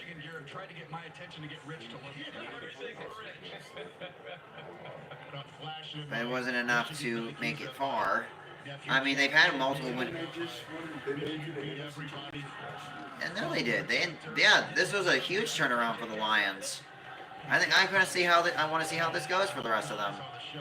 And this is the Lions' first pick of the night after the trade by Dallas. Let's take a look. Their first round pick since 2019, since their last year's 2023 pick, was to Jahmyr Gibbs, a.k.a. Gibby. Gibby. Come on, man. Go on the road, Cadell. And look at that, the drone show for the Lions. What are you waiting on? Cadell. They done made the call. Let's get up on the stage, my man. Yeah, they should be getting on the pick right now. We should have been on the pick. Should have been on it They along. showed them making the phone call. You can't call them while they're making the phone call. Yeah, Dan Campbell already made the phone call. That's what I'm saying. He done already made the phone call. Why are you waiting 15 minutes after he made the phone call? Yeah, I don't know why it takes them too long for them to pick it in, to go on across the stage.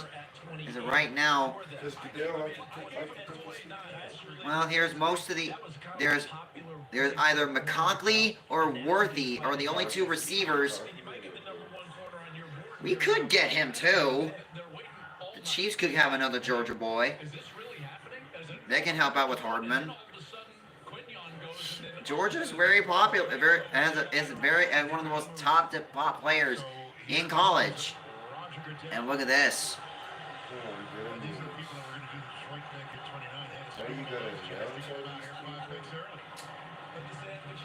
Well, here's Roger Goodell with these folks. Football. The Detroit Lions excel in engaging the local football community and growing football participation at the youth and high school levels. Joining me on stage are girls flag football players representing the first four schools that competed in the Michigan Girls Flag High School Football Why? League.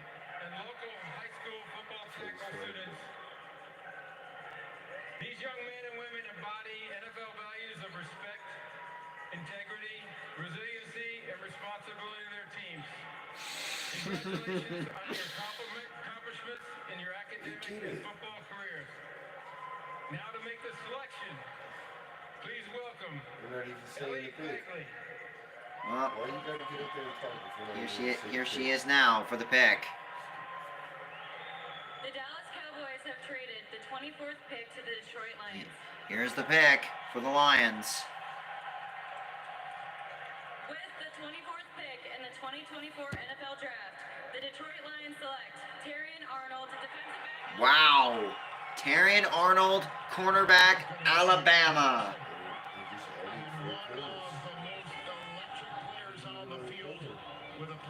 That's a wow. 4 corners. That's amazing. That's pretty. With CJ Gardner-Johnson and now Terrion Arnold from another Alabama. Well, two for the starter, 2 for substitution. A couple of them have to be safeties. No, why? There could be 4 quarters on the field at all times. 2 quarters, 2 Right.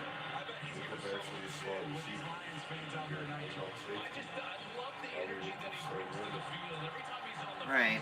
Let's see what they, well, I'm pretty sure they'll try to think of something to where they'll put Arnold in, either a nickel or in the full official position of a cornerback. He's so 5 interceptions last year, tied for 6th.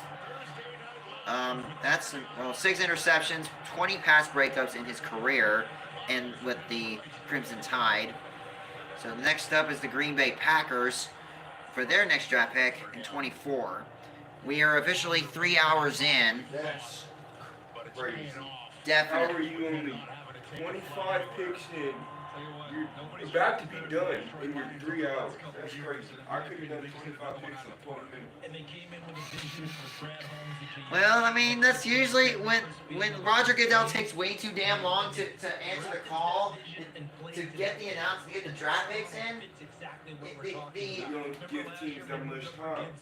You know who you want. If they're gone, go to your next person.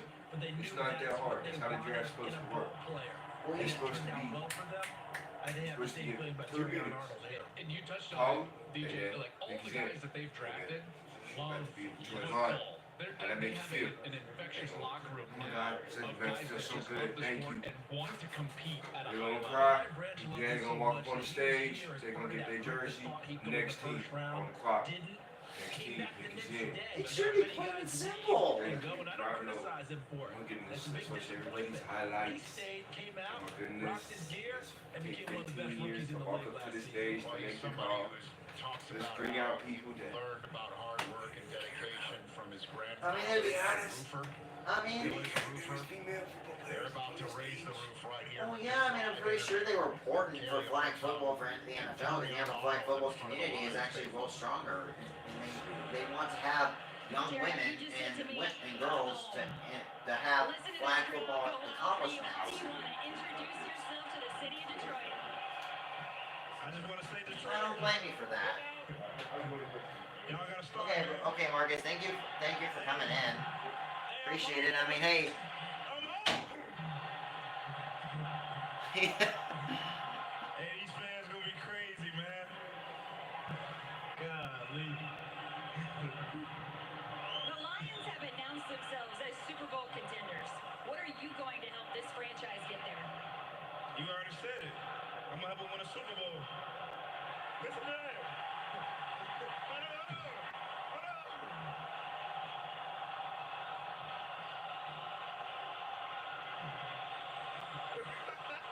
He's very excited tonight. It's amazing, man. We're gonna go crazy. They're going to keep going crazy for you, man. Congratulations.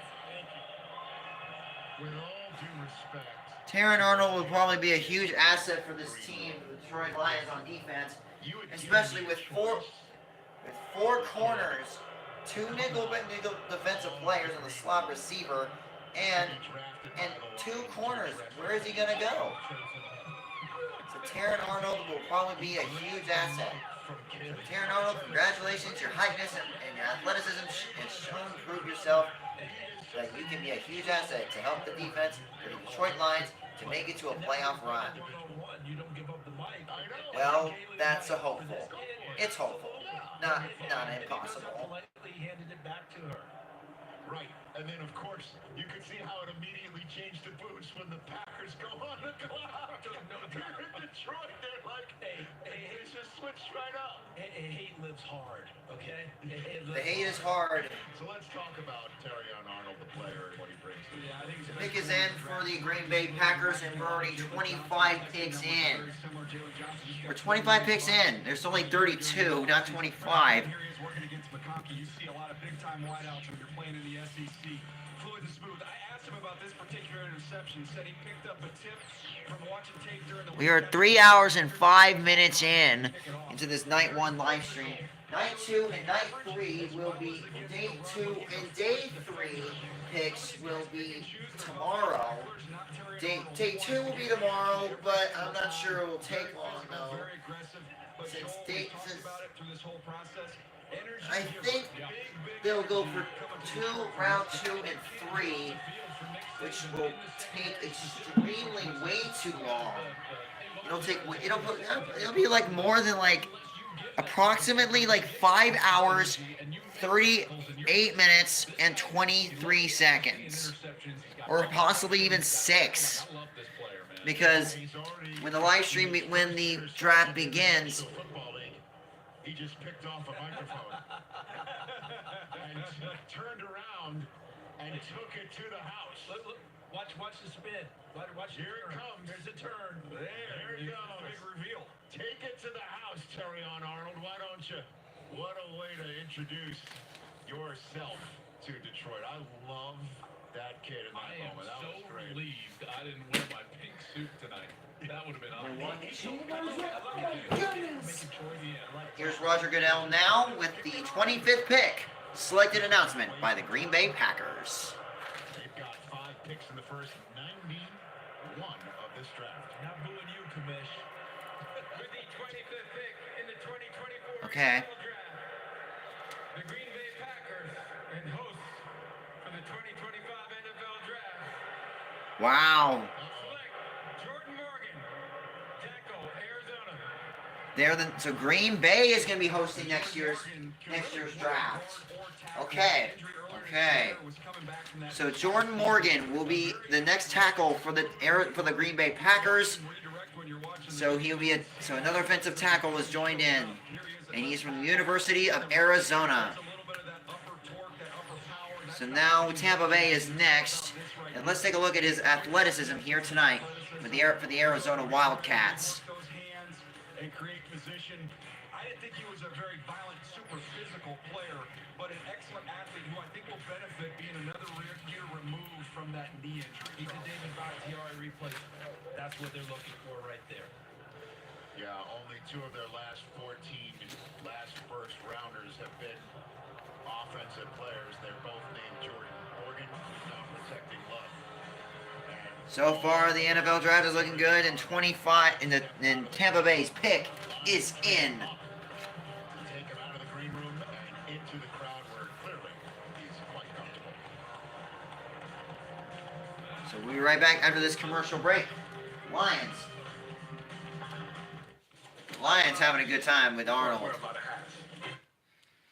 All right, so we'll be right back after these commercial break. I gotta go get my shirt. So stay tuned, Hyped Up Nation and amazing ultimate football fans and super football fans alike. So, with that being said, it's 10:13 here in Kansas City. As of right now, we're almost finished with night 1 of the NFL draft. Hopefully, we'll get somebody new, either from Georgia or Xavier Worthy. The question is he worthy to be a speed runner for the reigning champs? We'll soon let's find out. We'll soon find out. All right, so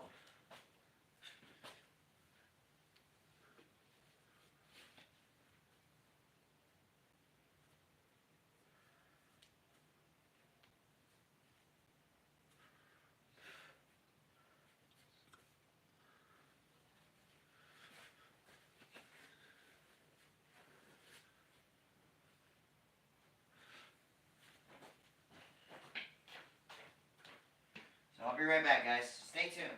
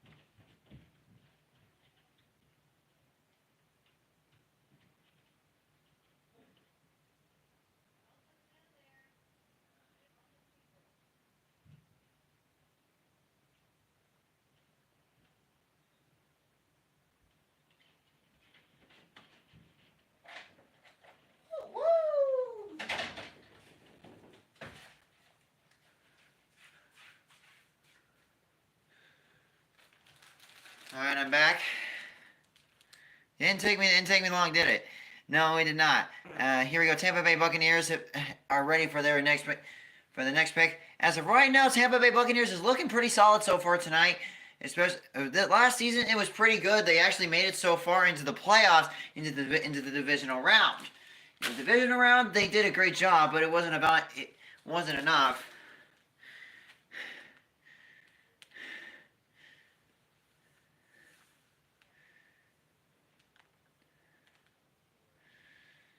Wasn't enough to beat the Detroit Lions, since they did a great job in the last season with Baker Mayfield making a huge asset against the Linemen, Graham Martin, Frazier from West Virginia, the wrestler. Cowboys had a lot of love for them. The Bucs also have a need for interior offensive line. You really got to wonder if the Cowboys trade back, see something here that makes it go, I wish I could get back to the third round. So I guess they were. Wow, we'll see what happens.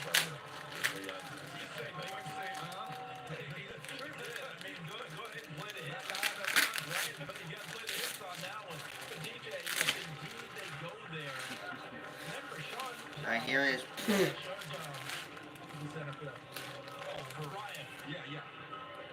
You talking about Dallas? No, for Tampa Bay. Oh, you got Well, Robert Hainsey there. Ryan Jensen had to retire. Excuse me, had to retire. Probably going to have to retire. That's a big time need, and that's probably what Ian is talking about. And remember, yeah, there we go. Look at it. Look at the new T-shirt, guys. When presidents play, Biden once said, "Complamo." This is gonna be awesome. This is gonna be a great shirt that I'm gonna be wearing. It's gonna be awesome. Anyways, as of right now, the Tampa Bay Buccaneers are looking forward to having a. Well, here's Roger Goodell now with the next draft pick for the Tampa Bay Buccaneers. The Bills will show up, and that's when the Cowboys will choose. With the 26th pick in the 2024 NFL Draft, the Tampa Bay Buccaneers select Graham Barton, center Duke. Graham Barton. I think what Ian was referring to right there. Yeah, maybe there is Oh, okay. a throw inside the Dallas draft room there. Graham Barton, position flexibility. Mitch Morse, somebody who played tackle, also kicked inside and has had a great run at center. Here he is at tackle this last year. Really strong hands. Once he lands his hands, the rep is over. So Graham Barton, a center from Duke, will be a huge asset to help out with the running game. And blocking percentage for the Tampa Bay for Baker Mayfield and for Mike Evans. Oh, wow. Arizona comes in next. In the future is at center. I think he could be a focal center. And look at him, Alexbro. Look at that. At Ravenswood High School in Tennessee. Lacrosse took it over. Wait a minute. Yeah, and by the way, you will score. I just see him hitting people. And by the way, you'll see a lot of penalty flags. Okay? He and Trey Hendrickson with the Bengals, they were those types of lax guys. Pick is in for Arizona. Long stick defenseman, taking it all the way down like that. But the one thing I think about with him is calling lacrosse for us. Did you just some lax PXP? You know, I've been getting a few lessons from my partner Evan Washburn over at CBS, Lax All-American. All right. But very quickly on Barton, I talked to someone at Duke about him, Joel, and they said if he goes to the NFL, he can get you out of a game at left tackle. He can be a really good guard. As of right now, it's a good worldwide selection here. Is the right position for him. He was projected that way. That's how he was picked. So you remember how the draft began last year with the Arizona Cardinals moving out of the 3 spot. And here we go. The Cardinal selection is beginning now, so here we go. Come up to take Will Anderson. Well, this is the first round pick they got in that With the trade last year. 27th pick in the 2024 NFL Draft, the Arizona Cardinals select Darius Robinson, defensive tackle, Missouri. Darius Robinson from Missouri. Wow. Very good defensive pick for the Cards. The Cardinals. When you watched him this year, he was out on the edge and he flourished. Previously, he'd been inside. So teams were. They really do need help on defense. Because of the linebacker, a cornerback, and a safety for the defensive draft picks. Some interior pass rush, and I believe that's why Darius Robinson was their guy. What a great finish to his career. Think about the year that Eli Drinkowitz had with Missouri and culminating in that win over Ohio State in the bowl game. He finishes his career as one of the best players in the SEC. Battled ankle injuries at times during his career. But when you look at this guy, he was voted one of the best players in the Senior Bowl that week down in Mobile. You guys got an up-close and personal seat to what he did down there. I think he helped his draft stock immensely. He certainly did that week in Mobile because of the versatility. DJ touched on it. Which way do you want to play him? I did not see him as that twitchy, exclusive edge rusher. What we saw in Mobile was him taking on offensive tackles, taking on offensive guards. He rose to the challenge, and every day he got better, and you saw his confidence grow. I think he's a versatile piece moving up and down. I thought Johnny Newton might be a possibility there for Arizona as well. So Darius Robinson, congratulations for making it to the Arizona Cardinals. You'll be a really huge asset to the team, especially with your edge rushing performances. And we'll show your status later. He is an overall 70. He's a big edge, and he knows how to push and pull moves. And he has an awesome Super Senior Bowl week, as we'll show here off screen, which again I will not show. I mean, I would love to. I'd love to, but I mean, actually I can't. Darius Robinson looks pretty good. Vicious on the interior on defense. Not only as a pass rusher, but also against the run. There's that push-pull, you'll see it. You'll see it over and over and over again. He'll push a guy out, he'll pull him and swim him. That's against Guyton, the tackle. We'll see his name called here pretty soon from Oklahoma.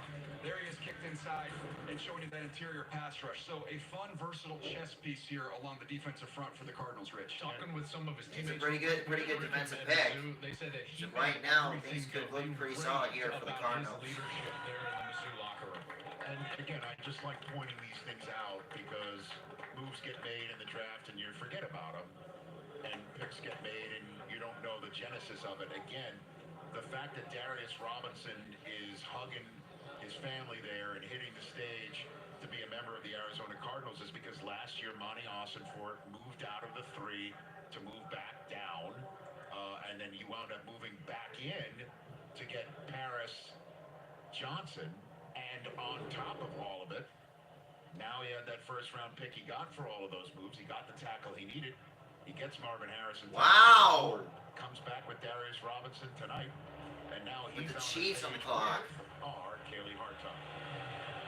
Darius, you are The Kansas City Chiefs. What does it mean to share this night with your hometown? Yeah, it means everything. You know, I'm thankful for the people in my hometown that believe in me. Surprisingly, the Kansas City Chiefs are on the clock. To get to Arizona as soon as possible and get to work.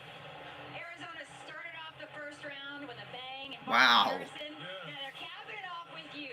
What excites you? So Kansas City is making a trade. We're excited. I mean, it's a ball. All right, here we go, guys. We got a trade. Gotta make sure I'm up to that same standard, same level, and just bring that energy and just be a great teammate going into So who do we got? learn as much as I can and help us win games. Get on out to Arizona. Thank you, Darius. Thank you so much. Great job tonight, Kaylee. Thanks very much. She's done her last interview on the stage because there are no prospects left in the green room. The Chiefs, the reason why we're showing you their celebration in the draft room is they just traded up 28th overall. They're going to trade with the Bills. How about that? Interesting bedfellows here on a draft night. We'll find out who the two-time defending world champs just traded up for when we come back. All right, so ladies and gentlemen, the Kansas City Chiefs have made a trade with the Buffalo Bills. So let's see what picks that we got for the next draft picks. We all know how this is. Hopefully, that'll go well for us.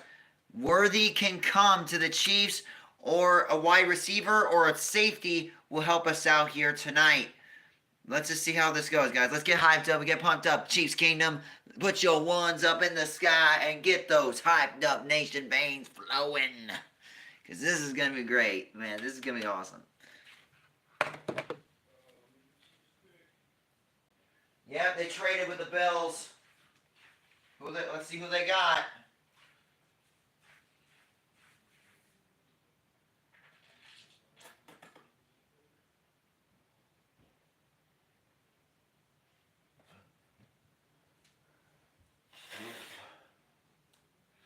I got a hand on my mouth.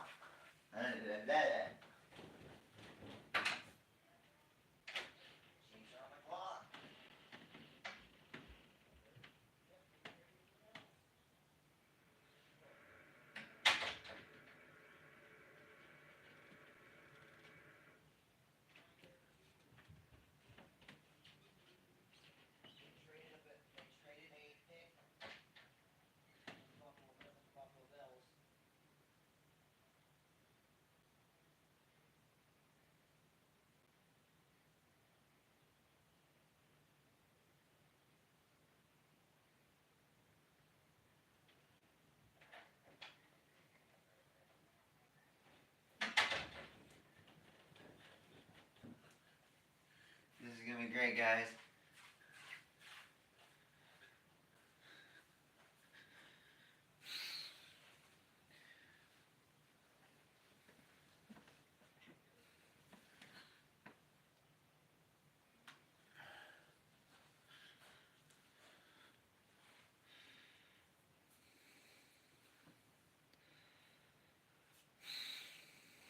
I'm getting excited, guys.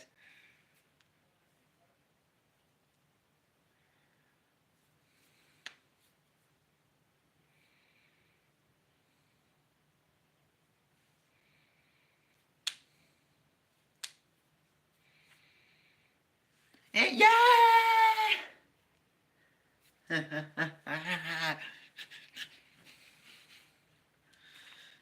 This is gonna be good, man. This is gonna be good.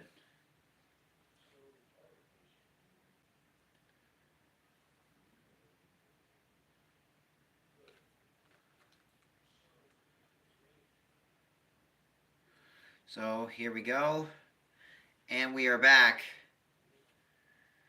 with the reigning defending Super Bowl champs, Kansas City Chiefs. Our pick is in with the reigning defending Super Bowl champions. Their fourth Super Bowl title in franchise history, looking for a fifth. Third Super Bowl title in 5 years. Let's make it 4 and 6 years. I'm excited. Let's see who we got for the Kansas City Chiefs. In the 7th round, coughed up a 3rd round selection tomorrow night for the right I think Buffalo is a receiver team as well, and I think there's still so much depth that they're comfortable with the list of guys that can move back a little bit. So maybe is this the guy that so many people mocked them getting in Xavier Worthy, do you think? Well, speed and a guy who looks like Deshaun Jackson, I think Andy Reid would be familiar with how to use a player like that. Because last year they kind of had to go small ball and then bump it back up. Any thought of an offensive lineman here, left tackle? Yeah, I thought that there was talk they might try and trade up. So here we go with Roger Goodell and a couple of Chiefs fans. We make it the call of the announcement for the Kansas City Chiefs, for the reigning, defending Super Bowl champs. Two-time, back-to-back. Super Bowl champs, host of last year's draft. The NFL is proud to support the life-changing wishes that Make-A-Wish grants.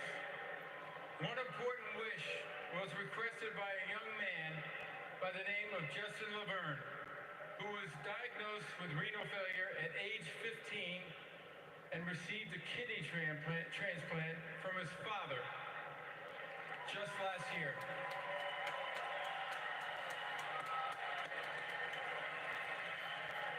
Justin's love for football and the Chiefs got him through those treatments. Please welcome Justin to the stage, whose wish is to announce the first-round draft pick for his beloved Kansas City Chiefs. I'd like all of you to join me in cheering on Justin as his wish comes true. The floor is yours, Justin. Go get him, man. Yeah.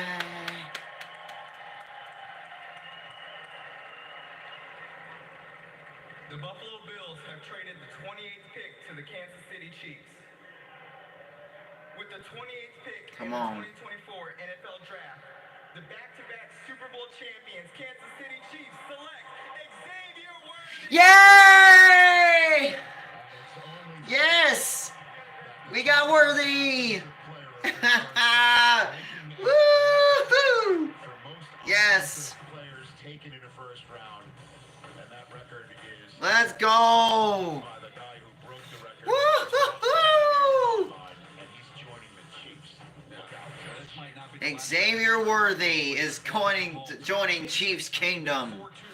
Is joining the kingdom with Patrick Mahomes, Hollywood Brown, and Travis Kelce. Yes! Let's go! Track the ball over your shoulder, almost like Willie Mays, but then also be able to run routes. This is where the Deshaun Jackson comparison and the Tank Dell comparison. Undersized, explosive players, but they're also excellent route runners. And Worthy has the toughness. That shows up with the ball in his hands. It also shows up as a returner. And don't forget also... So here it is. Pieces of the puzzle with Mahomes, Pacheco, now Worthy, Hollywood Brown, and Travis Kelce. I just think about the creativity as well. And he is a 16.9 punt return in 2023. If I'm a quarterback and I've got that speed and Andy Reid calling plays, Patrick Mahomes has got to be happy with that speed and creativity that they're going to have offensively. Not about it. Charles was Biggest in for Dallas. It's the Buffalo Bills traded the two-time champs and we got Worthy. So Worthy is worthy of being a wide receiver to the two-time back-to-back champions. Welcome to the kingdom. We knight thee, Xavier Worthy, as a proud member of the Chiefs Kingdom. Put your ones up. we thought he wasn't going to do that because he ran such a fast time to begin with. And with the fans, you can hear the cheering. That was amazing. All right, next up is the Dallas Cowboys. That you see that they're fast, and then there's guys you Woo feel. woo! Rich and I had this comment when we went to commercial at the Combine. You could feel that speed. I mean, it was... But it didn't. It didn't. Just a little preview for Saturday's Run Rich Run reveal. So the Dallas Cowboys were up in the 24th spot.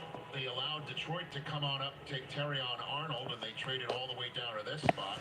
And if they were interested in center Graham Martin or even in Xavier Worthy, those guys are now off the draft board. Sorry for the top chat not really doing anything as of late. So Shout outs go to Jessica Martin. Jessica Martin, here's your shout out to you, my amazing kind of friend. Keep the love flowing, going positive showing.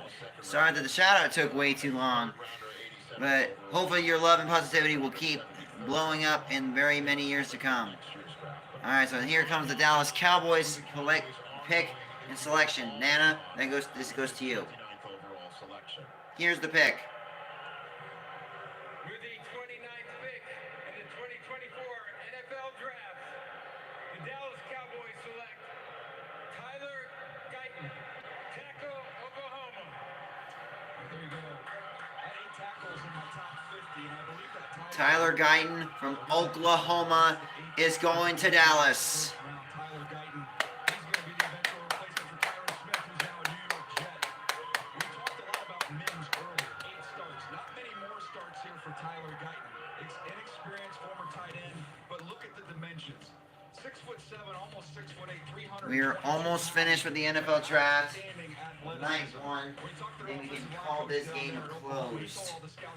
Then we can do this case. Sorry. I'm just too excited. We just got Worthy. Let's just see. Hopefully, he can bring a huge asset to the wide receiver core for the reigning champs. 3-peat coming. 3-peat incoming. Let's remember, we got a huge target on our backs. Just got to keep our eyes open and watch our backs throughout the whole rest of next season. Hopefully Worthy will be worthy enough to be part of Chiefs Kingdom, and we will welcome anybody, like we always spread love and positivity to everyone around the world, and we always show team spirit and positivity and support for our new players, for the NFL, for the Kansas City Chiefs, or any team for that matter. So congratulations to Tyler Guyton for being an offensive tackle for the Dallas Cowboys. They do need some protection for Dak Prescott. Yeah, that's their Tyler from Tulsa. Yes.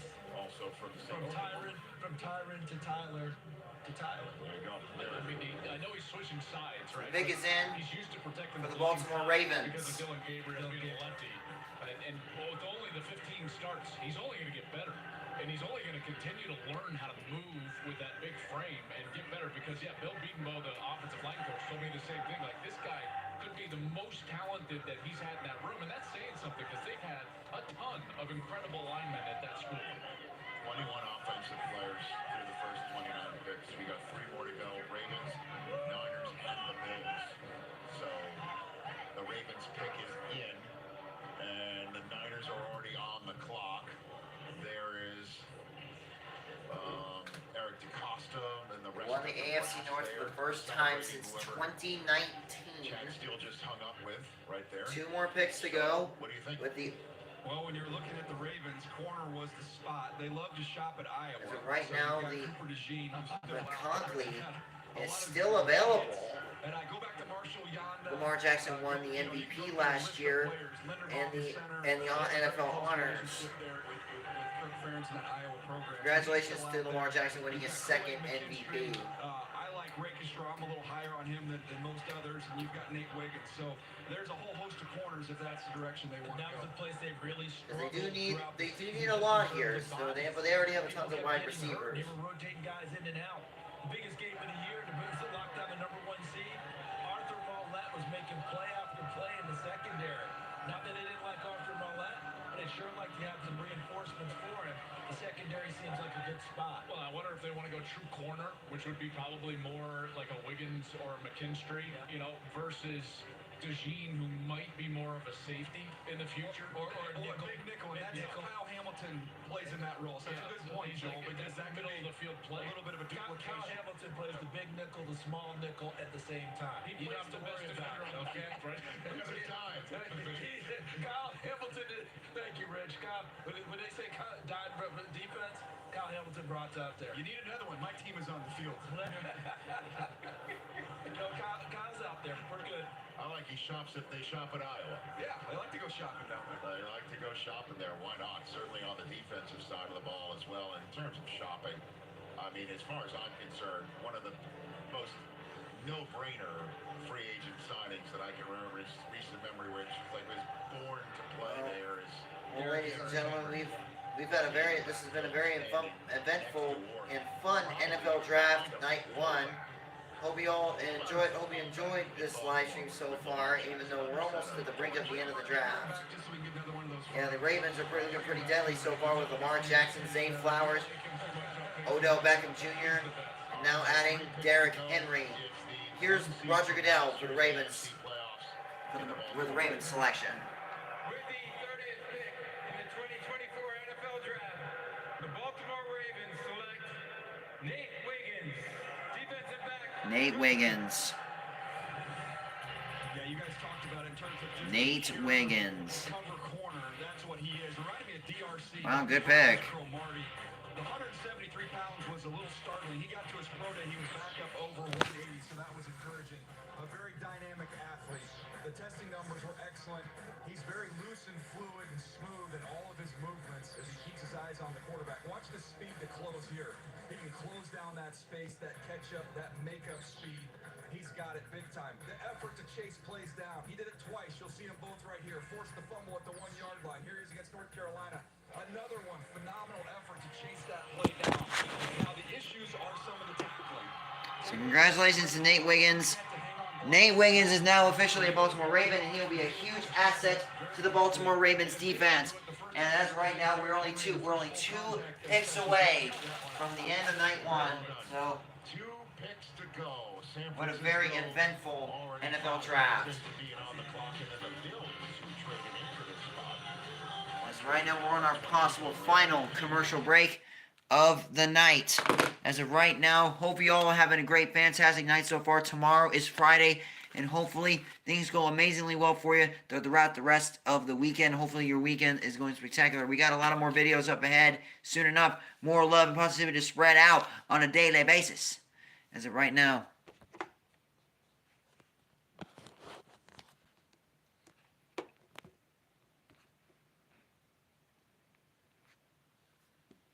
this is gonna be awesome, not gonna lie, man.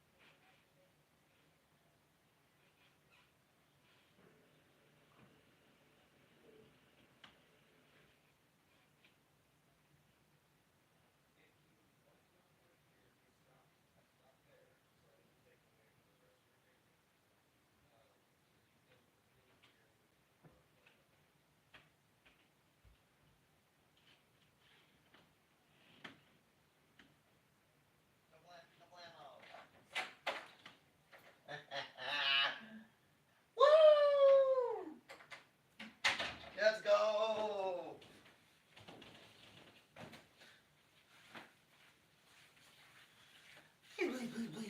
Please. Yeah, no. Please. Yeah, yes. Really? No.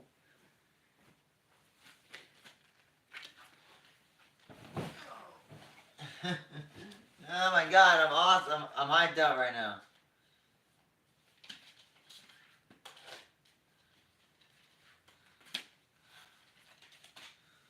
Alright, we're back to our final.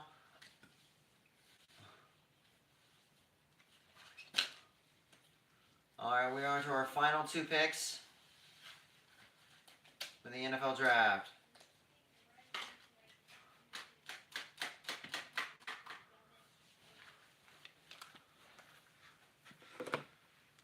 The receiver here, and certainly there are plenty available. Maybe that signals they're going to move on from Ayuk and go to a new era in the receiver room. If they select another position, maybe they'll work tomorrow to try to get Ayuk done, try to get him the extension he believes he deserves, and kind of move on going forward there. So a lot at stake here. Maybe a little signal for the 49ers when they pick. Interesting, Ian. But if they do, if I don't can follow up to actually use the English language, wouldn't they want to trade him? 49ers looked dominant last season, especially with their offensive attack and defensive power. But unfortunately, again, losing again in the Super Bowl against the Chiefs 2 times in a row ever since, but 2 different in 4 years. They lost 2020, and now they lost 4 years later against the Chiefs again in the Super Bowl yet again. Now, the pick is in for the San Francisco 49ers, the runner-ups. Second overall pick tonight, former college teammate of Brandon Ayuk. We'll see what comes out of the San Francisco draft room anyway, right here. So what do you think? Well, with San Francisco, I was looking at 2 things with them. It was defensive tackle, and it was wide receiver. And for a lot of the reasons that we're discussing here, the uncertainty at that position. But also defensive tackle. Eric Armstead's no longer there, so to be able to get somebody to help out with that, Johnny Newton. Johnny Law's still there. He averaged 28.9 points per game in 2023, the 3rd in the NFL. Keon Coleman, Leggett, First round picks since 2019, and they had no draft pick last year, first round draft pick last year. So hopefully things go well for them, for the Niners. So here is Roger Goodell now. The Chiefs traded up moments ago to take Xavier Worthy, the latest wide receiver taken. Here's Roger Goodell with the 49ers pick. The Bills will choose last, but before that, hear the 49ers pick. With the 31st pick in the 2024 NFL Draft, the San Francisco 49ers select Ricky Pearsall, wide receiver, Florida. Ricky Pearsall. Receiver, and it's Ricky Pearsall. Wow, okay. Excellent hands, routine polish, and he has the wide receiver ability of Michael Gallup. Okay. One of the things when you watch him, he's so crisp. When he gets to the top of his route, they appreciate that. This is the best catch anybody had all year long. You won't see a better catch than that one. Be able to haul that one in. Tracking the ball again, outstanding hands. They value that everywhere, but especially with Kyle Shanahan. Can you run through the catch point? You run clean routes, and are you reliable with your hands? He's a really good player, CB. And he's going to be one of those guys that shows up early, stays late, absolutely loves ball. Joel, you remember him at Arizona State? I was just going to say. And now here is the pieces of the puzzle of the playmakers of Christian McCaffrey, Deebo Samuel, Brandon Ayuk, and now Ricky Pearsall and George Kittle. And now, finally, last but not least, oh my goodness! The Buffalo Bills just traded their pick to the Carolina Panthers. No way! I call them like circus motions. You can be creative with Pearsall because 1, he's smart, 2, he's reliable, and 3, he's always going to create some level of separation. I think Kyle Shanahan's going to love that about Ricky Pearsall. Guys, let's welcome the Carolina Panthers to the first round. Hey! They just traded up from the first pick of tomorrow night's draft to get into the first round this evening and get a 5th year of contractual control. The Carolina Panthers, one of the worst teams last year. They received the 6th to 30th round, 34. They receive a 32-second overall pick and a 6th round pick. Meanwhile, the Bills receive a 2nd round pick in 33rd and 5th round. Well, to Carolina was coming up to take. I mean, name it, right? They pretty much. There was a story that broke a couple days ago. If you guys saw it, the Carolina Panthers guaranteed me I'd be their pick at 33. It got so much attention, Coach Canales had to come out and say, yeah, we told that to 50 other guys as well. So there's a lot of other receivers on here. Mentioned just a minute ago with Adonai Mitchell, McConkey, Pearsall. There's a bunch of them. But I know Legette's going, were these guys telling me the truth or not? We're about to find out. We're about to find out, but isn't there also still a need? I know that they signed 2 free agent guards, but isn't there still a need at the tackle position? Man, it has been, it's a left wiped out tackle. clean with the tackles. But what about the center position? Center, you've got because you've got 2 guys that are sitting there, Jackson Powers Johnson, Zach Frazier, because you've got to take care. Joel made the point earlier, with a shorter quarterback, this is the Drew Brees formula. That's what the Saints did with those big guards that they had. Right now, the Carolina Panthers really need a lot of work here tonight, especially with the worst, as one of the worst offenses and scoring offenses of 2023. If Carolina can really move their asses into a below average, from a very below average team to average at best, I'll give Carolina, whoever they got, 5 wins, 5 to 6 wins at best. Still terrible. Because obviously I was invested with the grade that I gave him, and I'm watching this going, I don't know if this guy's got any shot whatsoever. They got Deontay Johnson down for the trade for the Steelers. He needs a lot of help. Inconsistency in the staff, because Frank Reich was calling plays, gave it up, took it back. But you know what was really strange about last year? One of the great oddities of last year, he and C.J. Stroud went head-to-head on ball game. Houston came to Carolina. Houston had the year, went to the playoffs. Carolina abysmal. Carolina won the game. Bryce Young outplayed C.J. Stroud on that particular Sunday. The one anomaly of the year and how it went for C.J. Stroud. I mean, before we make this selection here, before this selection is made, I would just implore the Panther fans, just be patient with Bryce Young. Because if you put some people around him, you go back to see the player that played at Alabama. This guy can play the position. The pick is finally in for Carolina. Ladies and gentlemen, it's finally the last pick of the night, of night 1. It took us over 3 hours and 45 minutes to finish a whole NFL draft of night 1. Wow, we survived so much longer, guys. Come on. We did it, guys. We're about to, by the way, I'm now impervious to all Appalachian State mentions. It's over. You had a nice run. Okay. It was a tremendous run. It was a tremendous run, but you used to look at me and win, didn't you? I did, because So after this pick is done, then we're gonna end the live stream there. So hope you all have a great rest of your fantastic Thursday night. Keep the love flowing and growing, positive showing, and hopefully things go well for every single one of you throughout the rest of this night time. And as of right now, is Watching the Rose Bowl together. We were actually sitting kind of near each other at the Rose Bowl. Were there tears? How do you do? How about Rich? Good one, touche. Good one, touche. All right, so here's the last pick of the first round. So here we go. Team that once upon a time had the first pick of this first round, but the Bears kind of took it. Here's the Panthers wrapping up the night. The Buffalo Bills have traded the 32nd pick to the Carolina Panthers. Here we go. With the 32nd pick in the 2024 NFL Draft, the Carolina Panthers select Xavier Legette, wide receiver, South Carolina. They are of their word, sir. Honest Dave. That closes the first round. Thank you, Detroit, for a record-setting night. Don't forget, Xavier Legette. you can break the all-time NFL draft record. Thank you. See you at 7 o'clock tomorrow night. And speaking of record-setting or record-tying, that's a record-tying. And that'll be it. So Xavier Legette will be the new wide receiver for the Carolina Panthers. And that'll do it for us here tonight. And let's take a look at the results of Xavier Legette. So that means another Georgia player is still available. Hopefully the Chiefs will get him. And then we can go get a safety to replace one of the greatest safeties of all time, L'Jarius Sneed. So thank you for watching. Thank you for staying tuned in for the NFL draft of night 1 here tonight. Stay tuned for night 2 and stay for night 2 and night 3.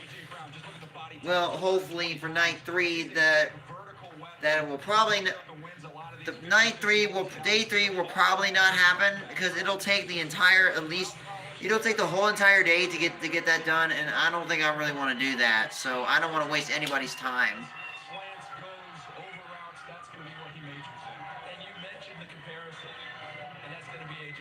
So night 2 will probably be more preferable.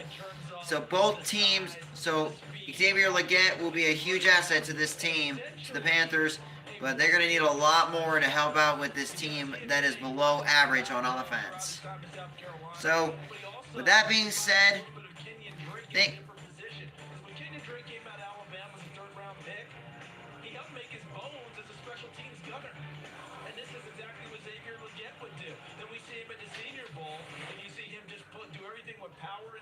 So thank you guys for joining us. So stay tuned for night 2, and we'll see you later tonight. Tomorrow night at 6. Have a good night, everyone, and remember to keep the love flowing and growing, positive showing.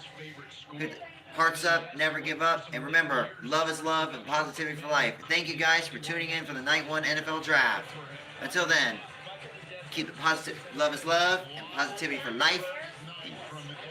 And you don't get hype, you stay hype. And keep living that hyped up and positive life forever, baby. And for all of us, how about those Chiefs? So, this is the Hyped Man Wyatt Chambers. Keep spreading that love and positivity all around the world to make the world a better place. Until then, this is Wyatt Chambers, the Hyped Man, signing out. Keep the love flowing and growing. Positivity showing.